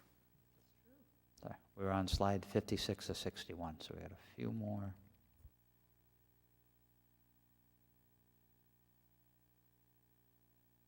So again, this is another take of, this one's called Sustainable Village Laboratory. Wakefield Mall is slightly modified. A new road system goes in. To Paul, to your point, and Peter, there's a ring road on the north side of the redevelopment of this. Everything fronts on the street. And then discussion of doing a microgrid. Some of the types of buildings. And that is it. Thanks, Jamie. And I think it would be helpful if this were posted on the department page of the website, so folks could have a look at it, and board members could go back and look at it. But we do have this wonderful map that I'm hoping everybody will come and have a look at, that Carol made for us, that actually, considering the area that it encompasses, is actually pretty clear. Yeah, yeah. Yeah, if at the same time you could just bring up that first map that you had with the polygon and the, yeah. We can do that. Delineation.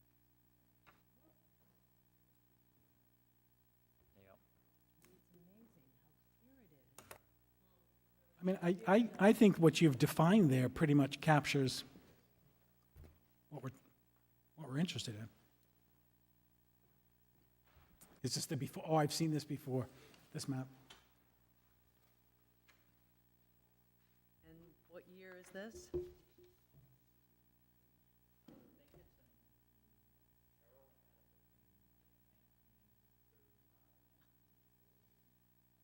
I think we used that at Harrah last year. Or we had it, maybe we never used it.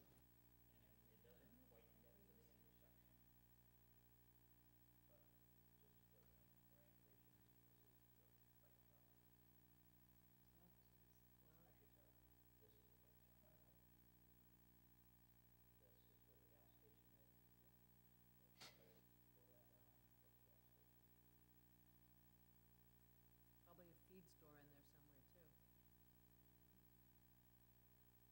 And that Cherry Branch area, every time I go by there, I think, boy, there's an area that just is ripe for somebody to come in and. Absolutely. Behind Belmont.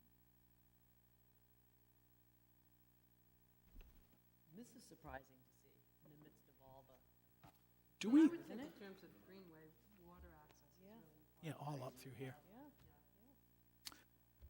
Does anybody know what's happening with this restaurant? It's just, they seem to have torn the facade off and now it's just sort of sitting there looking very sad.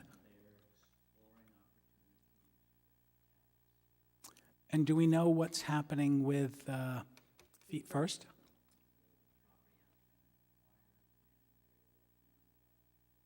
We'll be calling it that forever, you know. It'll always be- Oh, it's always, yeah, absolutely. Awakenings is done, they're not gonna develop that. But I think there's potential for some kind of a fish market, restaurant, kind of pool. Because it seems like they were in there with a dumpster a couple of weeks ago, gutting the place.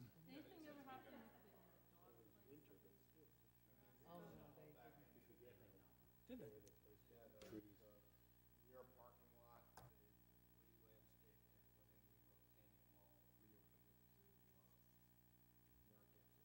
Oh, interesting. You can't really see the wall in here, but. I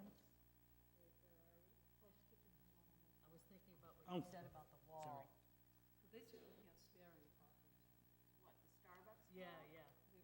smells like Fireball. I mean, if I want to socialize, I go to Wait, where is it? Oh, right. Yeah, I really Stage hate that set. building. It's also remarkable to look at the footprints of the building from an aerial perspective. You don't really realize how large or small they really are.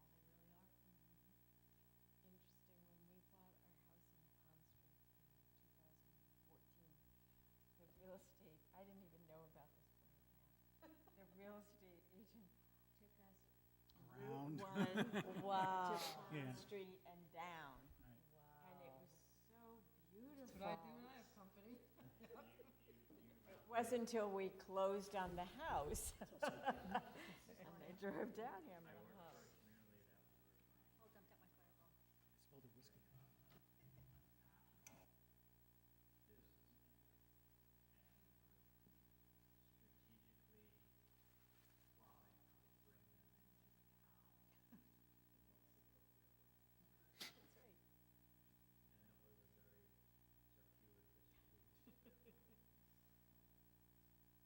Is this Albro Lane?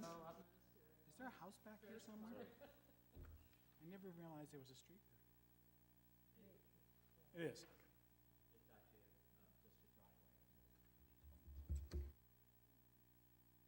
And there's a development plan for this. What is the situation with Wakefield Mall? Is it a viable mall? It seems more, it's what? Fully leased. It's pretty empty when you walk. It always seems like there are a lot of empty stores or stores going out. Larry Fish manages the mall, he's the chair of the EDC. We get an update on the status of the Wakefield Mall at every So meeting. sad. It's fully leased, everything is. It may be empty now, but there's a tenant, I mean, Pete's shaking his head, I think they're full. And That's where since that- they put Planet Fitness in there, it's been going gangbusters. Oh, right, right. There's a shoe store in there.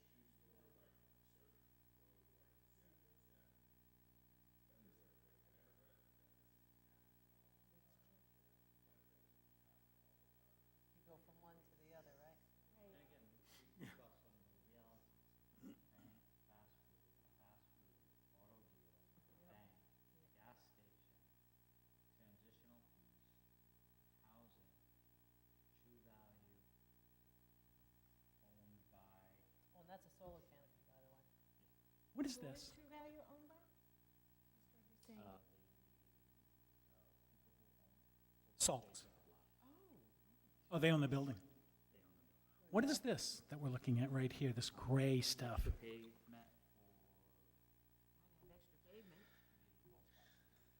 Yes, so this is interesting here. So if you, this is residential, right? This is housing, right? And so they own this big piece of land. But it seems like the only thing that they're really concerned about was this, because this is their land, and it's being used by Ocean State landlocked.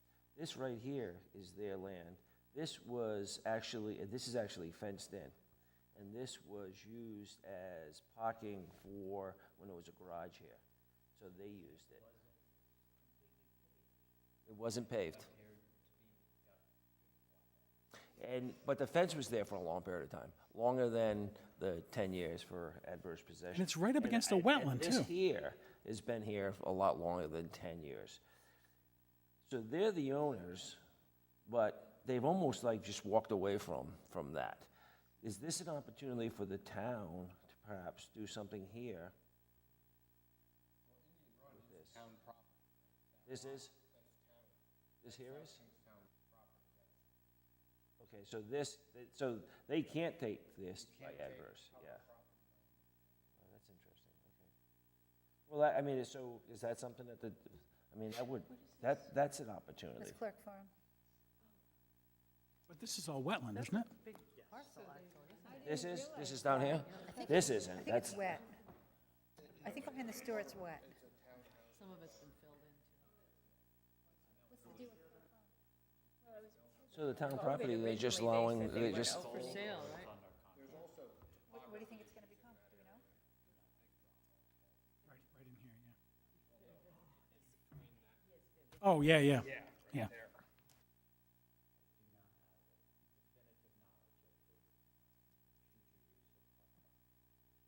You can't see the fence from this, the parking wars fence that.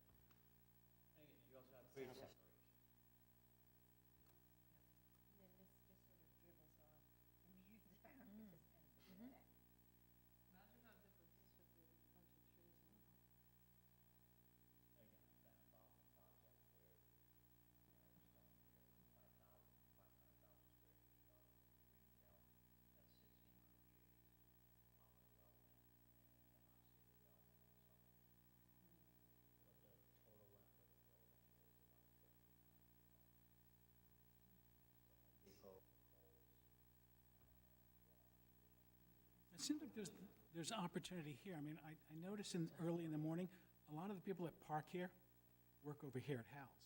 See them crossing the street to get to Hal's in the morning, but they park right here. Yeah, exactly. Dunkin' Donuts, people speeding out of that driveway. But again, you have to become, cognizant into that. Goes in. But there are some good commercial buffers on Autumn Street and Patton. You have some good buffers as we come down Post Office to MacArthur. And Charles Street is right up against the old rail line, so there's a good buffer there. But again, these are your opportunities and your challenges. Right, it also shows how, in the 70s, there was no thought given to creating transition zones where you've got commercial highway, which is the highest type commercial use, directly abutting residential, as opposed to having more of a gradient in terms of, different kinds of. Spread the land. Yeah. Lady Chamber lived here, and she owned all this land, and she said, "Let me cut that off." Another very attractive building here in town.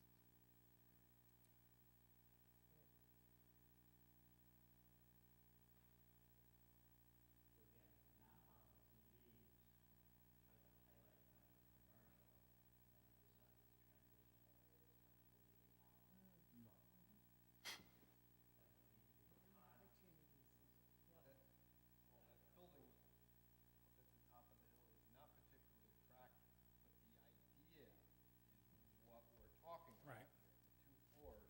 Offices. Just imagine, residential apartments on the second floor, Right. or second and Yeah. third floor, as opposed to both being commercial. Mhm. So the idea is Is there, right, it's yeah. not well executed. Yes. So you have the area across from the post office included, but isn't that green space affiliated with that whole condo operation down by the pond? Like on the. This here? Yeah, like, well, down along. Yeah. Yes. Shadow mhm. Farms. Yeah. Yes. So they don't get to, we don't get to redevelop that, right? That's private property and.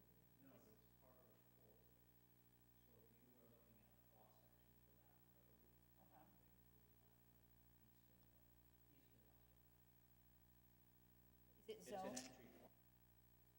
Is it zoned anything besides the residential of the condos there, or is it zoned for commercial?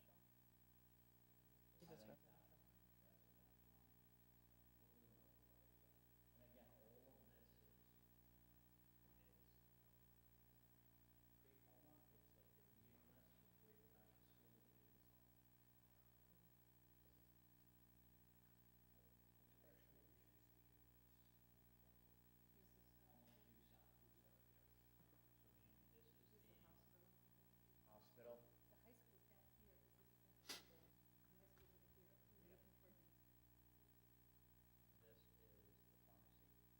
Green line. Nobody's proposed anything for the old nursery yet. What was it called? Clark Farm? Clark Farm, He yeah. said that, Jamie knows.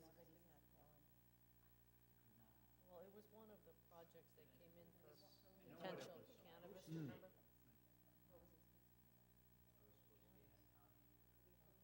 They also came in for a cannabis application. I mean, that strikes me as a great location for some higher density residential, some.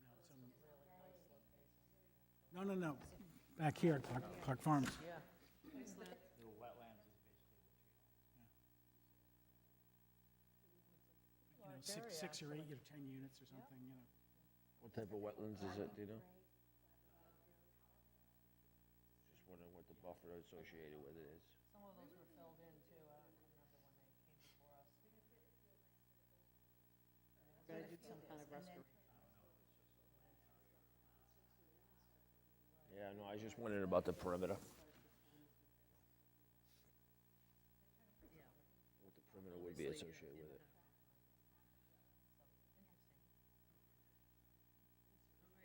Why don't we move on so that Andy gets a chance, even though it will be relatively brief, because I think we probably will need to devote an entire meeting to a robust discussion of what we're going to do between now and January, but Andy?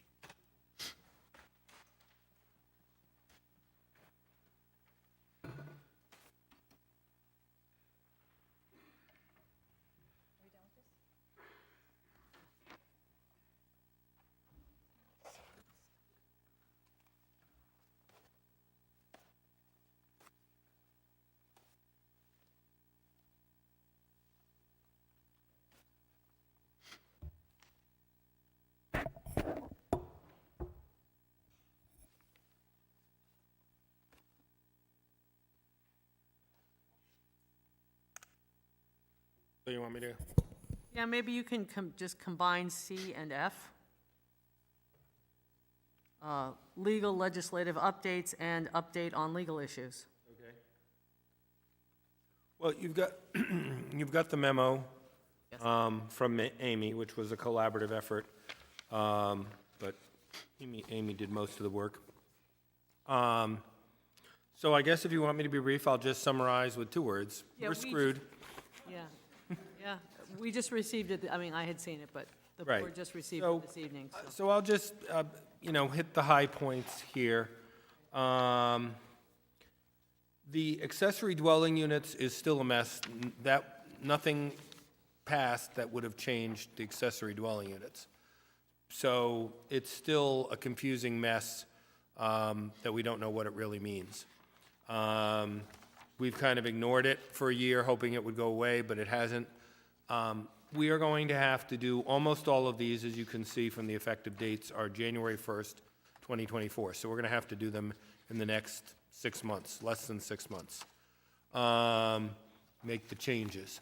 So I think while we're doing that, we're probably just going to take our best guess of what we think the accessory dwelling units says and make the changes that way. And if it gets changed in the future, it gets changed. The next big one is the Zoning Enabling Act, and this really is, a very major change since 1991. There's some stuff that's not going to affect you that much. It's more for zoning board stuff and trying to get more stuff approved administratively. I think there's a couple of overarching themes in all these bills together. One is create more housing.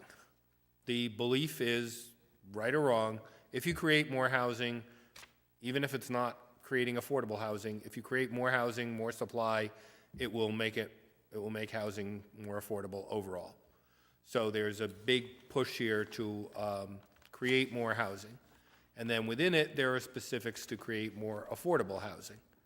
And then the other thing, the aspect of it is to streamline the process, to make more of the approvals administrative, rather than going to boards and commissions and cut out stages of approval, like cut out master plan approval for comprehensive plans, things like that. That's the kind of overarching theme of all of these bills. So that does a lot for the zoning. What it will do that is specifically going to affect you, actually, no, I guess that's, I think that's in the subdivision bill about, but I'll mention it now, is the fact that what we call unified development. So that that's no longer optional. That's going to be mandatory. So if someone is coming before you with a subdivision and they also need zoning relief, they apply for it all with you. It's a one-stop shop. They don't go to both you and the zoning board. They would just be going to you if they've got a subdivision or a land development project and seeking zoning relief. So overall, you'll probably be busier and the zoning board will probably be less busy. That's really the big takeaway for you from this. Adaptive reuse. This has some problems in its calculations in my mind, but overall I think is a good thing. It's basically saying if you're going to convert, if you have an existing commercial building, and that includes religious buildings, medical buildings, malls, and schools, which the state of Rhode Island is probably going to be decommissioning a lot of schools in the next decade as the Department of Education throws hundreds of millions of dollars, no, billions of dollars at building new schools. There's going to be a lot of old decommissioned schools. And basically, this provides a mechanism to convert those uses to housing as of right. There are certain density things and certain levels as to whether you would need a certain amount of relief above a certain density. But essentially, that's the idea, to make this as of right for people to convert these non-residential uses now to residential uses. Sorry, can I ask for clarification as what as of right is? Oh, sorry. Sorry. So if Okay. it's owned by the town, it's owned by the municipality, Yep. who redevelops as of right if it's owned by the, you know what Well, I'm the saying? municipality can, or the municipality can sell it to someone who will develop it as of right. The municipality does not have to sell it. If the municipality wants to land bank it, they can. But if they're decommissioning, if they're deaccessioning the building, then the potential buyers will have the opportunity to convert it. But what does the as of right means? I don't under- Means not going to the planning board or the zoning board. That's what it means. Means maybe going to the TRC for development plan review, or maybe just going to the staff for development plan review and a building permit. Transit-oriented development is another one, again, to encourage residential housing density. This is actually modeled somewhat on what Massachusetts adopted a couple of years ago, and you've probably seen, if those of you who read the Globe for the Rhode Island news, see also the Mass news, several of their communities are now actually adopting this. Several of them are still fighting against it. But the idea is if you have a transit station, if you have a transit location, you need to allow increased density in the vicinity of that particular thing. Now, I guess the big question is what, in fact, is going to be a regional mobility hub. A frequent transit stop, as defined by the state's master plan, is easy. A regional mobility hub, depending on how that gets redefined, that will be the question. But the towns will have to provide for increased density, as noted here, up to, I think, 10 units an acre within the radius of them. So.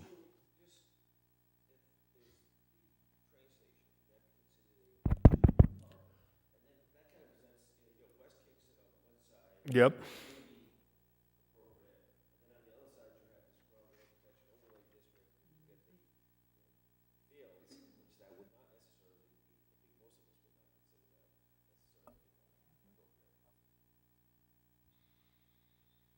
And if Andy, can you try and summarize the question, because the mics won't pick up Joe? Okay, sure. So the question is, I think, first of all, the train station in West Kingston would count. That, I think, clearly would be a transportation hub. And then you would have to you'd have to zone some developable land within a quarter-mile radius of this, at this increased density. Now, what you do with the groundwater protection overlay district on the other side and that density, I don't know. That's part of the question that's not answered by the bill.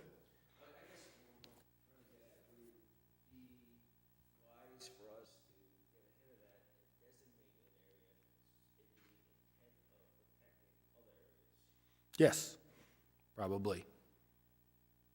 Perhaps with specific criteria designed to protect groundwater in general.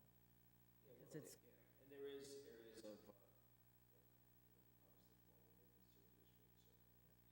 Right, to the east of the station and so forth, there'd definitely be areas. I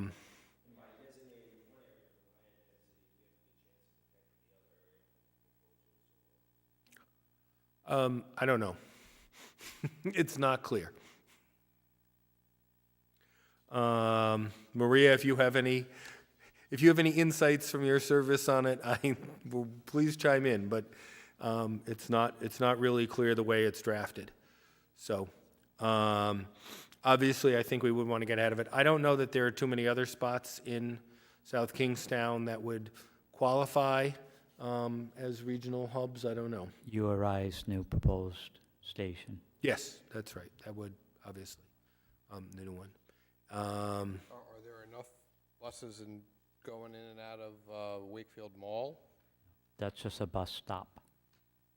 I don't think that would qualify because I don't think it has, I mean, I guess the question is a frequent transit stop. If the state put one of their express lines that went express from Wakefield Mall to Providence, then yes, it might. So, and of course, we would need to wait for the Department of Housing to develop regulations.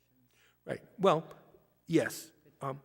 The other thing is, this isn't too off from what you're thinking, like the question just about Wakefield Mall. I mean, this is exactly what you've been talking about for the last 2 hours, was increasing the density in the downtown area. So if you're increasing the density such that you're, already hit that 10 unit per acre density, then you don't have to worry about it. You're already there.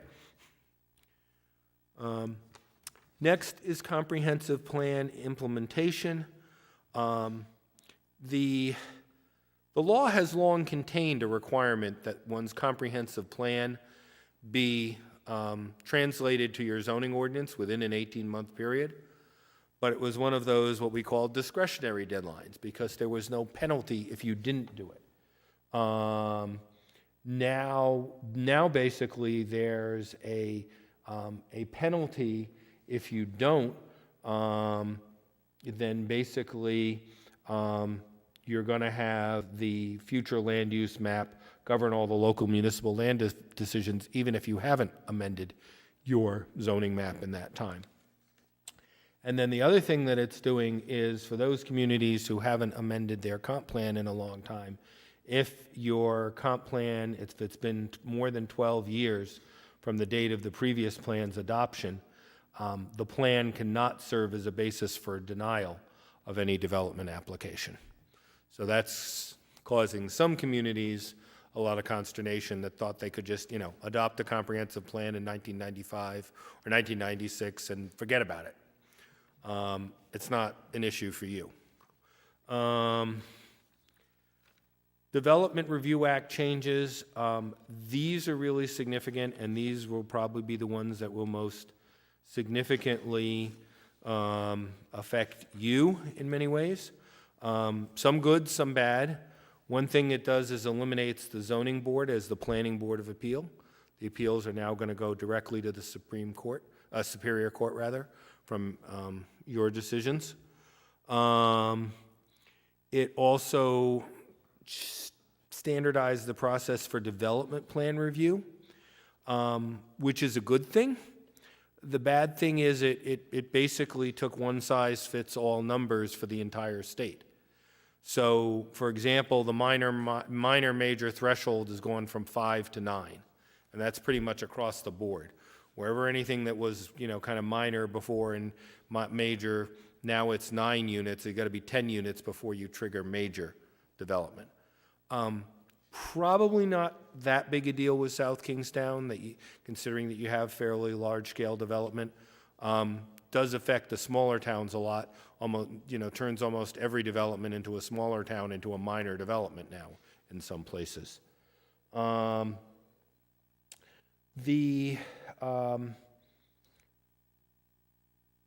permitting authority defining stuff, I mean, that's not, it will be making changes. it's making clear that for your single-stage review, for your simple development plan review, it's just going to be administrative. It's just going to be someone in the office making that decision. It's not going to be going to the TRC or the planning board. It provides a definition which was formally, defined on the local level. And again, the minor major numbers are now just defined in the law. 7,500 square feet of floor area of new commercial, manufacturing, or industrial. Less than that's minor, above that's major. They've got some other numbers. As I said, I think you're kind of right in the middle. I don't think these numbers are that bad for South Kingstown that they've chosen because you're mostly in the middle. It's going to affect some of the bigger communities, it's probably way too small, and some of the smaller communities, it's way too big. But you're kind of in that, a little bit in that sweet spot to begin with. And the development may no longer be subject to both development plan review and land development project review for the same application. It's going to be one or the other, not both of them. And hang on, apparently I didn't print the last page here, last couple of. For some reason, I didn't print the last half of it, but anyway. Subdivision definitions, as I mentioned, 9 and 10. It does significantly alter the review process. Essentially, basically minor subdivisions and land development projects are two-stage review, preliminary and final. Master plan's been eliminated from that. And remember, now minor is bigger. So a 9-lot subdivision is just preliminary and final, no master plan. The zoning relief would be coming with the unified development to the planning board. And the good news, though, applications requiring a street creation or extension will still be reviewed by the planning board and come for a public hearing. Those do not become administrative. And most of the deadlines remain the same, except the deadline for recertification of completeness is reduced from 14 days to 10 days, and they've added a 25-day period for final plan review. And vesting for final plan is now 1 year instead of 90 days. Major subdivisions are 3-stage master plan, preliminary, and final. The administrative officer is now empowered to combine review phases. And the deadlines change and get a little tighter. And as I said, municipalities are required to adopt unified development. As you'll notice here, the pre-application stage has kind of disappeared. It's still there on a voluntary basis, but it's not there on a required basis. So in my view, that's not a good thing, but that's the way it is. Then we've got the changes to the Low and Moderate Income Housing Act. And I'm actually going to jump ahead because, in a way, the most significant changes to the Low and Moderate Income Housing Act are in a separate statute, which dealt, this is on page 10, Land Use Calendar, the State Housing Appeals Board. So as of January 1st, SHAB is abolished. It's gone. And the appeals are going to go directly to the Superior Court. And the Superior Court is supposed to establish a special calendar for the administration and determination of all land use matters, including the state housing appeals, comprehensive permit appeals. So there again, good and bad. The State Housing Appeals Board was clearly, by the way it was intended to be, it was a board that was biased in favor of housing. Now it's going to a judge. The big question will be, who is that judge? That will make all the difference in the world, who ends up being the judge for this calendar, how things went. But in theory, it should give the towns, cities, a fairer shake. and that you're going to have a judge who's going to apply the law without a bias, without an initial bias of his or herself pro-housing. The legislation and so forth is deemed to be as pro-housing, and the standards and whatnot are still oriented that way, but the fact finder there and the decision maker is supposed to be more neutral.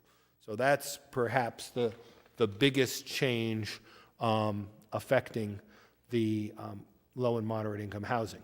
Now, going back a little bit to the actual changes itself, there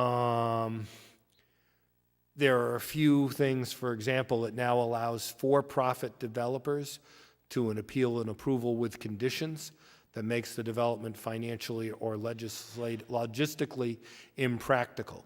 Previously, only the nonprofit. Argue that anyway in the past, but. That's right. But now, they couldn't, but the for-profit developers couldn't even appeal it. Now the for-profit developers can appeal it as well. And of course, what is the question of financially or logistically impractical? I mean, it would have been nice if the legislature had said, you know, financially impractical shall be a return of less than 8% or 10% or any number, if they had just chosen a number so that it could be applied instead of simply saying impractical. What's impractical? So there's going to be a lot of litigation on that, and various economic experts and talking about, you know, what's financially impractical or what's the logistically impractical is basically going to default to financially impractical, because almost anything is logistically possible if you spend enough money on it. So that's going to be fun for a couple of years. It amends the definition of meeting local housing needs to include a showing that at least 20% of the total residential housing units approved by a municipality in a calendar year be affordable as defined by law. So it's no longer like where your number is, how close to 10 are you getting, and how far are you getting there.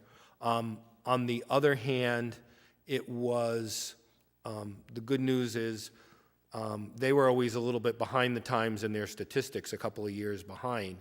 SHAB would always look at what your number was when the person came in for their application, not 3 years later when it got to SHAB.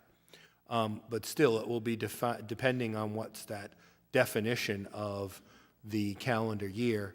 But so if you haven't approved, if 20% of the housing units in the past year haven't been affordable, then you can't rely on that you're meeting local housing needs.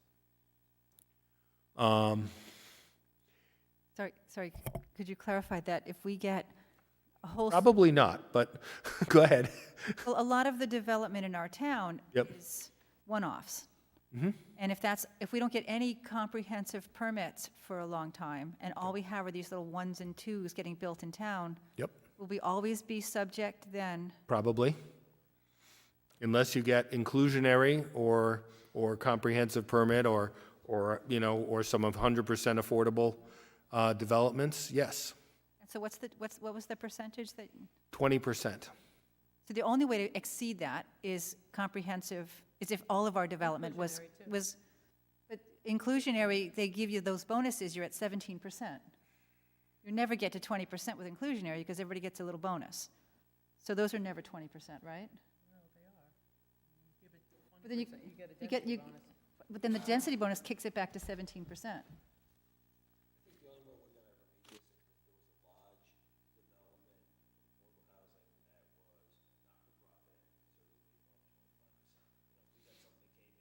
Yeah.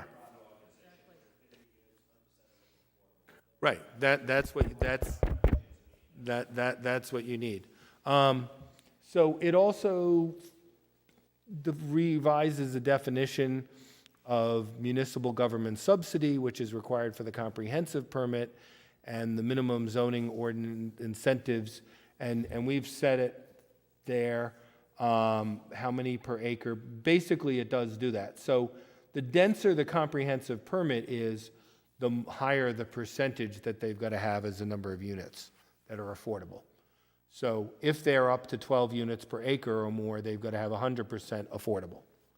To stay with 25% of the dwelling units, they can't go above 5 units per acre. So that's kind of that's kind of controlling the size and the affordable, or that's the intent to try to control that and provide, if you're going to have a really dense development, it's got to be much more affordable than just the 25%. Joe, can you use the mic, Joe? I'm looking at this and I'm thinking this is the most significant part. I know you said that getting rid of SHAB is, but I look at this and what it does is it provides or gets rid of some uncertainty. It gets rid of some uncertainty from the developer's perspective, and it gets rid of some uncertainty, I think, from our perspective on how much we can push back. And by making it by getting rid of some uncertainty, I think what we're going to have is a lot more developers using this process.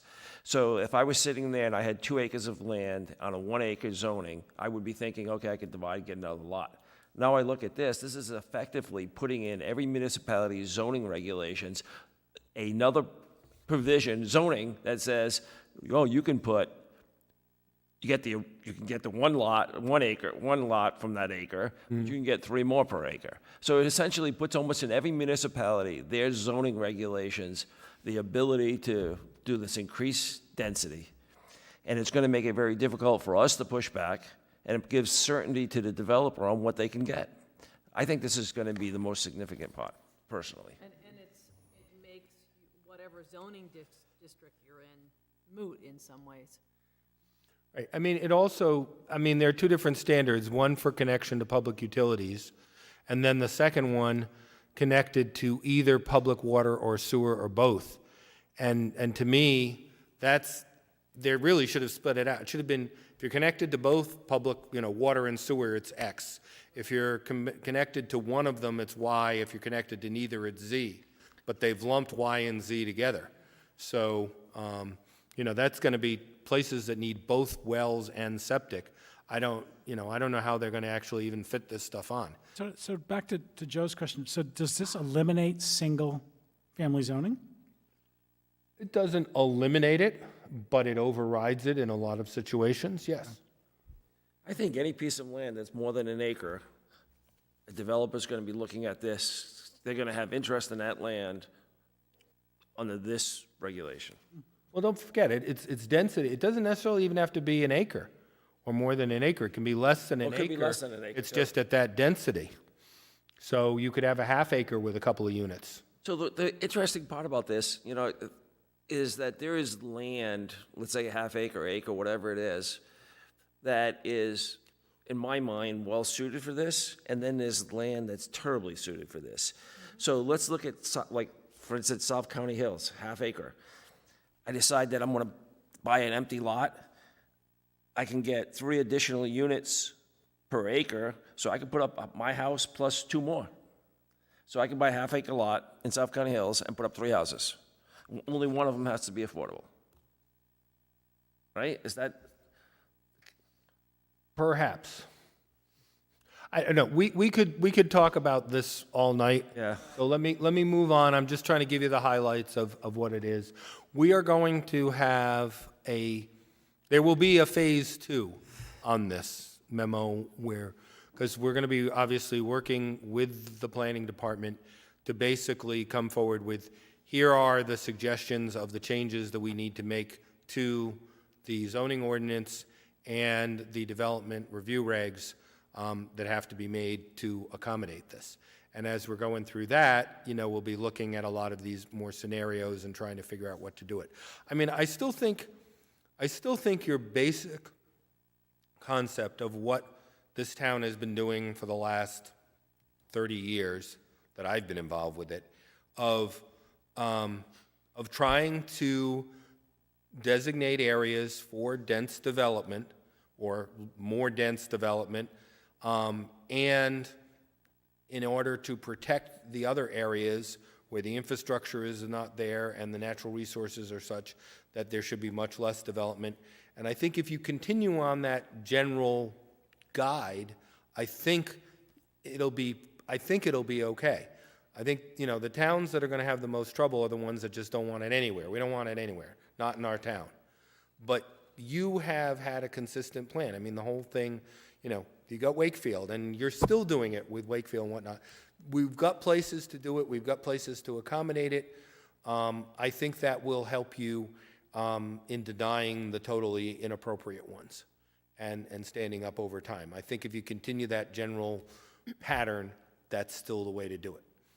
And we don't know, obviously, 39 cities and towns have to try to comply with this by January 1st. We don't know how they're going to actually make it happen from Right. a practical. Right. The people who might want to try to do that, who might want to try to pick off, the nice single-family lot and overdevelop that and whatnot, are probably going to try to go for the other towns that they'll have an easier time, knowing that they'll face a fight if they try to do something like that in South Kingstown. So, And one of the problems with a lot of this legislation was that it's very few carrots and a whole lot of sticks, which in my mind is not the way to do it. And at the last part of the LMI Housing Act, the last bullet about eliminating one of the required findings for approval so that a finding of no significant negative environmental impact is no longer required to approve in an application.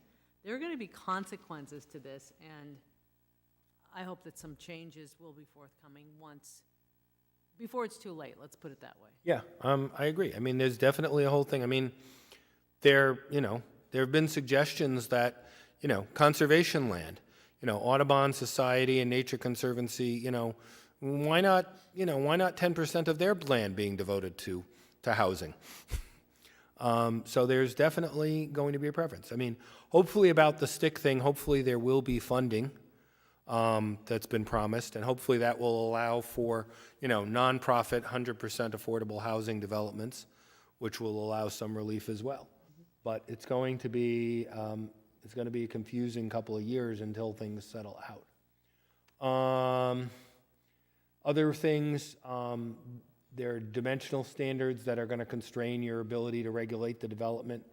For example, you won't be able to limit the number of bedrooms below 3 for a single-family unit.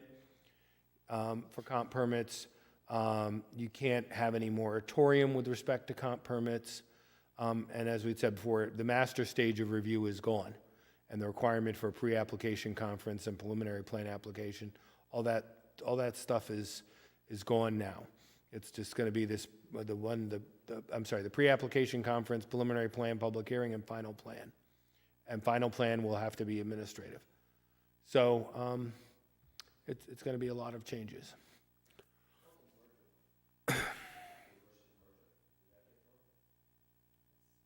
Yes, that was, I don't think we put that in here, did we? No, we didn't. So let me just finish up here. Inclusionary zoning.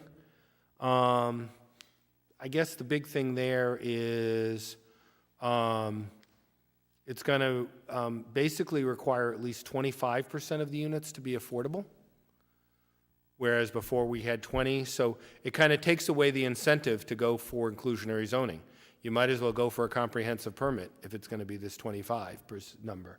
Will they get a bump up like they do with inclusionary? Yes, well, this is inclusionary. That's what I'm saying. For inclusionary, they are required to have at least 25% of affordable, and then it does include the density bonus shall be at least 2 market rate units for each affordable unit. That'll get them back down below 25%. Pardon me? That'll get them back down below 25% when they get their bonus units. It's Right. not clear to me if that's the case, if the 25% is with or without the bonus ones. It's not clear. And it also requires that all in lieu payments not allocated within 3 years of collection, including anything you're holding on July 1, 2024, shall transfer to Rhode Island Housing. So you're going to have 3 years. You're going to have 3 years from next July 1st to allocate that money that you got. Thus ensuring that every community will not have fee in lieu as part of their ordinance. Right, but we got to spend the money we have. Can I ask you about- I'm And sorry, can I ask affordable you- housing trust funds and so forth that do have it. Last night at the town council meeting, we talked about LMI. We'll no longer have under 3-bedroom LMI units. Is that what I understood You last can't night? require it. You can't require them to have under 3. If they want to come in with 2 and 1 bedroom units, okay, but the town cannot require them to have that. They've got less than 3. So if someone does a mill reuse project, I think I mentioned this last night, and wanted to do studio apartments, and an applicant said, well, I want to have 3 bedrooms. Well, not the smartest design. But the applicant can choose 1 and 2 bedrooms. They can, Yes. or not.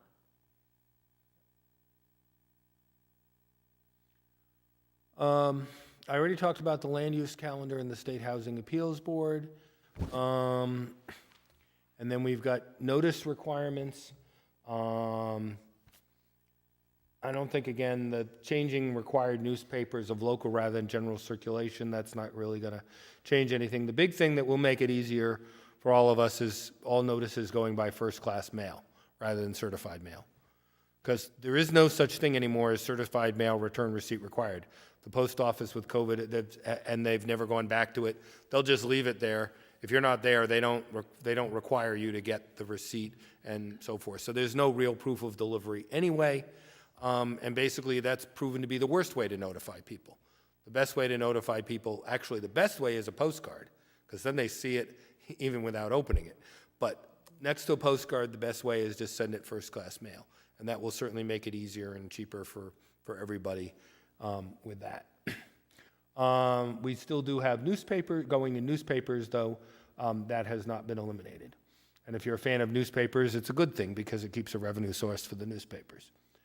And then the 2 commissions have been extended out further for further action, including supposedly the ADU is supposedly one of the things that they're going to come back to for sure. And I don't know, Maria, what other things are still there. Probably a lot of fixing of what was done in a hurry this year, because most of this was all done kind of between, June 1st and whatever the last day of the session was when most of the stuff was really finally written, right?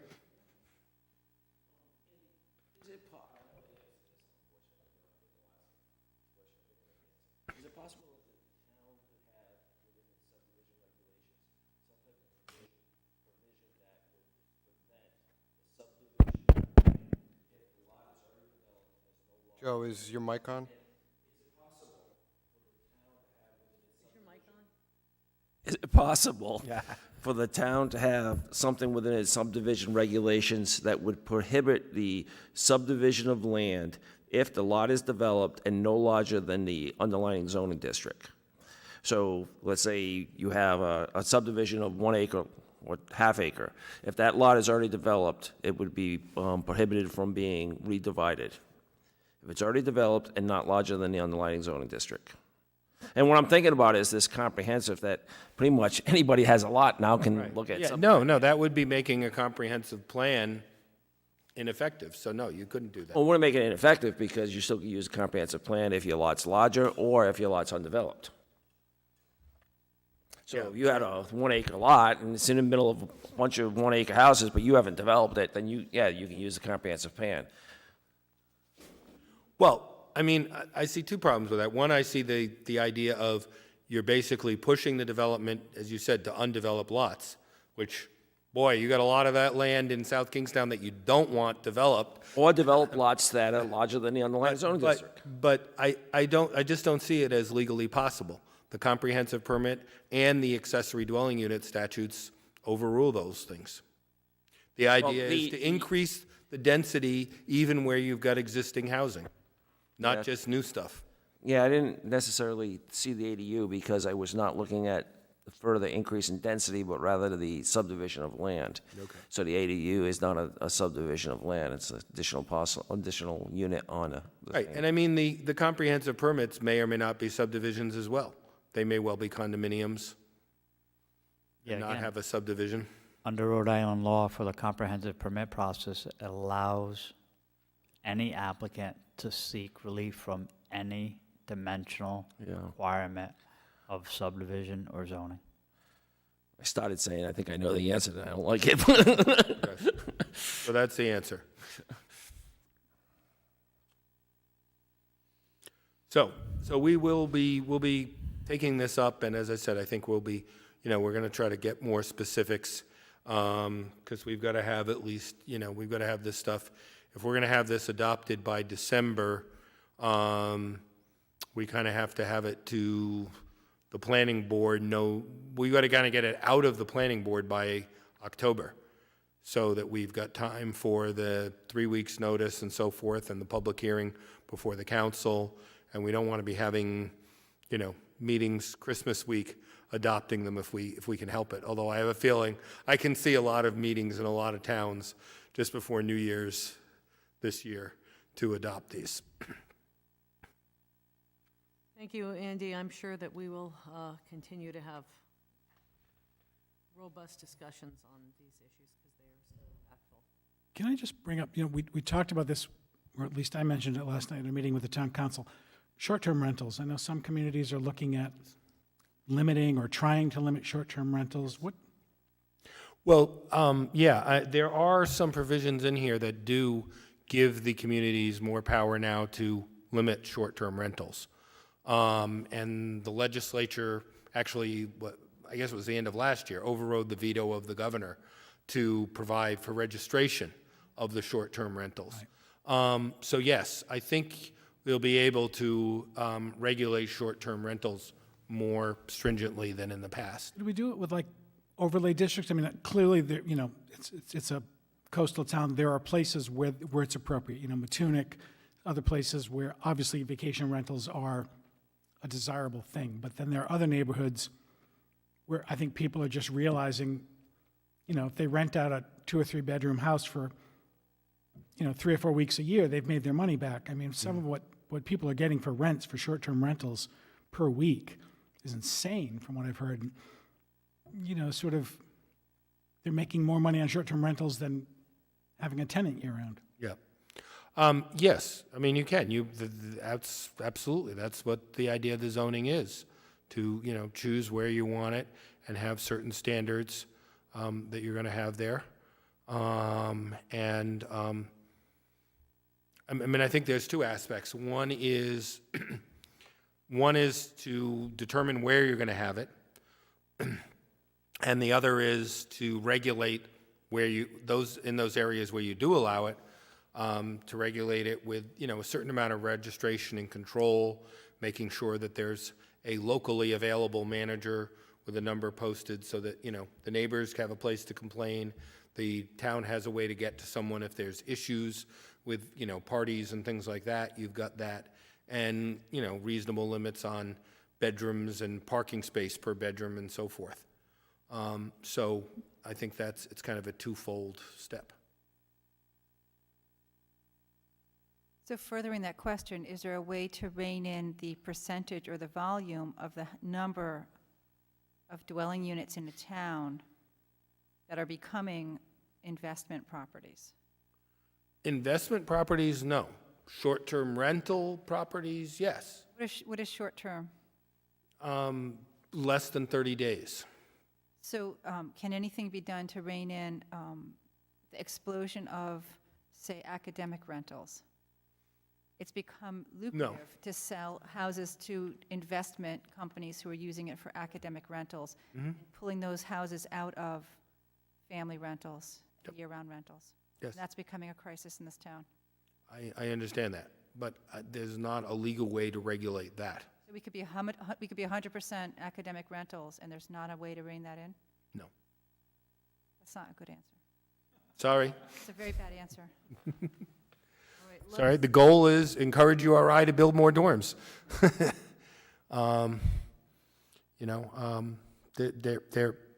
That's part of the issues in a lot of these communities. It's going on now. Brown University is building more dorms on the east side with the goal of, it's their goal to get more of their students living on campus and whatnot, and it should reduce some of the pressure in the neighborhood. Except the people who live close by the dorm. Everybody else in the neighborhood thinks it's great, but the people who live close by the dorms don't like it. So, that's... And I think this... You could create, it's more of an incentive thing. Create a zone near URI that allows really dense housing that's effectually academic housing. There are a lot of private companies that do that, that do private dormitories, create a place that will do that, so, you know, that will put less of the pressure on the 2 and 3 families in Wakefield and Peacedale. But that stinks for those of us that live in Kingston. Well, like I said, these are the choices you have to, And I think this is probably worthy Decide. of a conversation at a future meeting, because it is a big issue and it is impacting housing availability. but I mean, we can at least do something about the short-term rentals.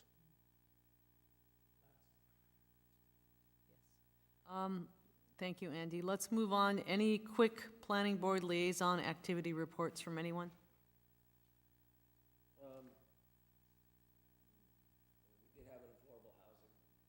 Affordable housing meeting, and they talked more about their community outreach that they're going to have, the elected officers.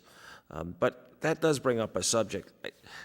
With the town council wanting to meet with us on housing, I think we should maybe work a little closer with the Housing Collaborative and leverage and give them some task and have them report back to us. I think that that commission has struggled for membership.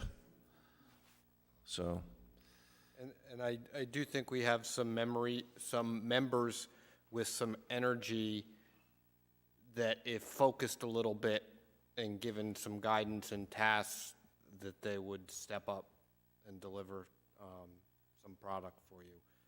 They are going to be doing educational outreach at River Fire on the July 27th River Fire Night.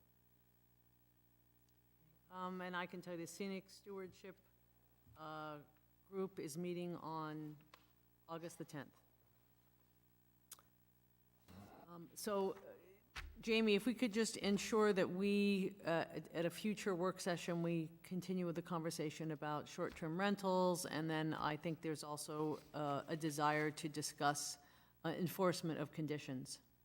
When we drive by a place that we know we had put conditions on and they're either not met or have been eliminated, I think that's worthy of a conversation.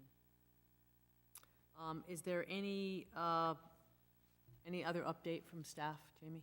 The only thing I would like to add tonight is in the conversation with town council on Monday night about the next work session with the planning board. I believe they targeted September 11th as the next session with the planning board. Can you tell us if that is a date that they have a regular meeting? It's a regularly scheduled meeting, but I will have a conversation with Because town it- manager about yeah.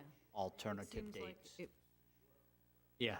Not only is it too short, but I think everyone kind of noticed having the sort of 4 seats and then people behind the 4 seats was really awkward, and having the council and planning board sitting UN style like this would be much more productive. Yeah.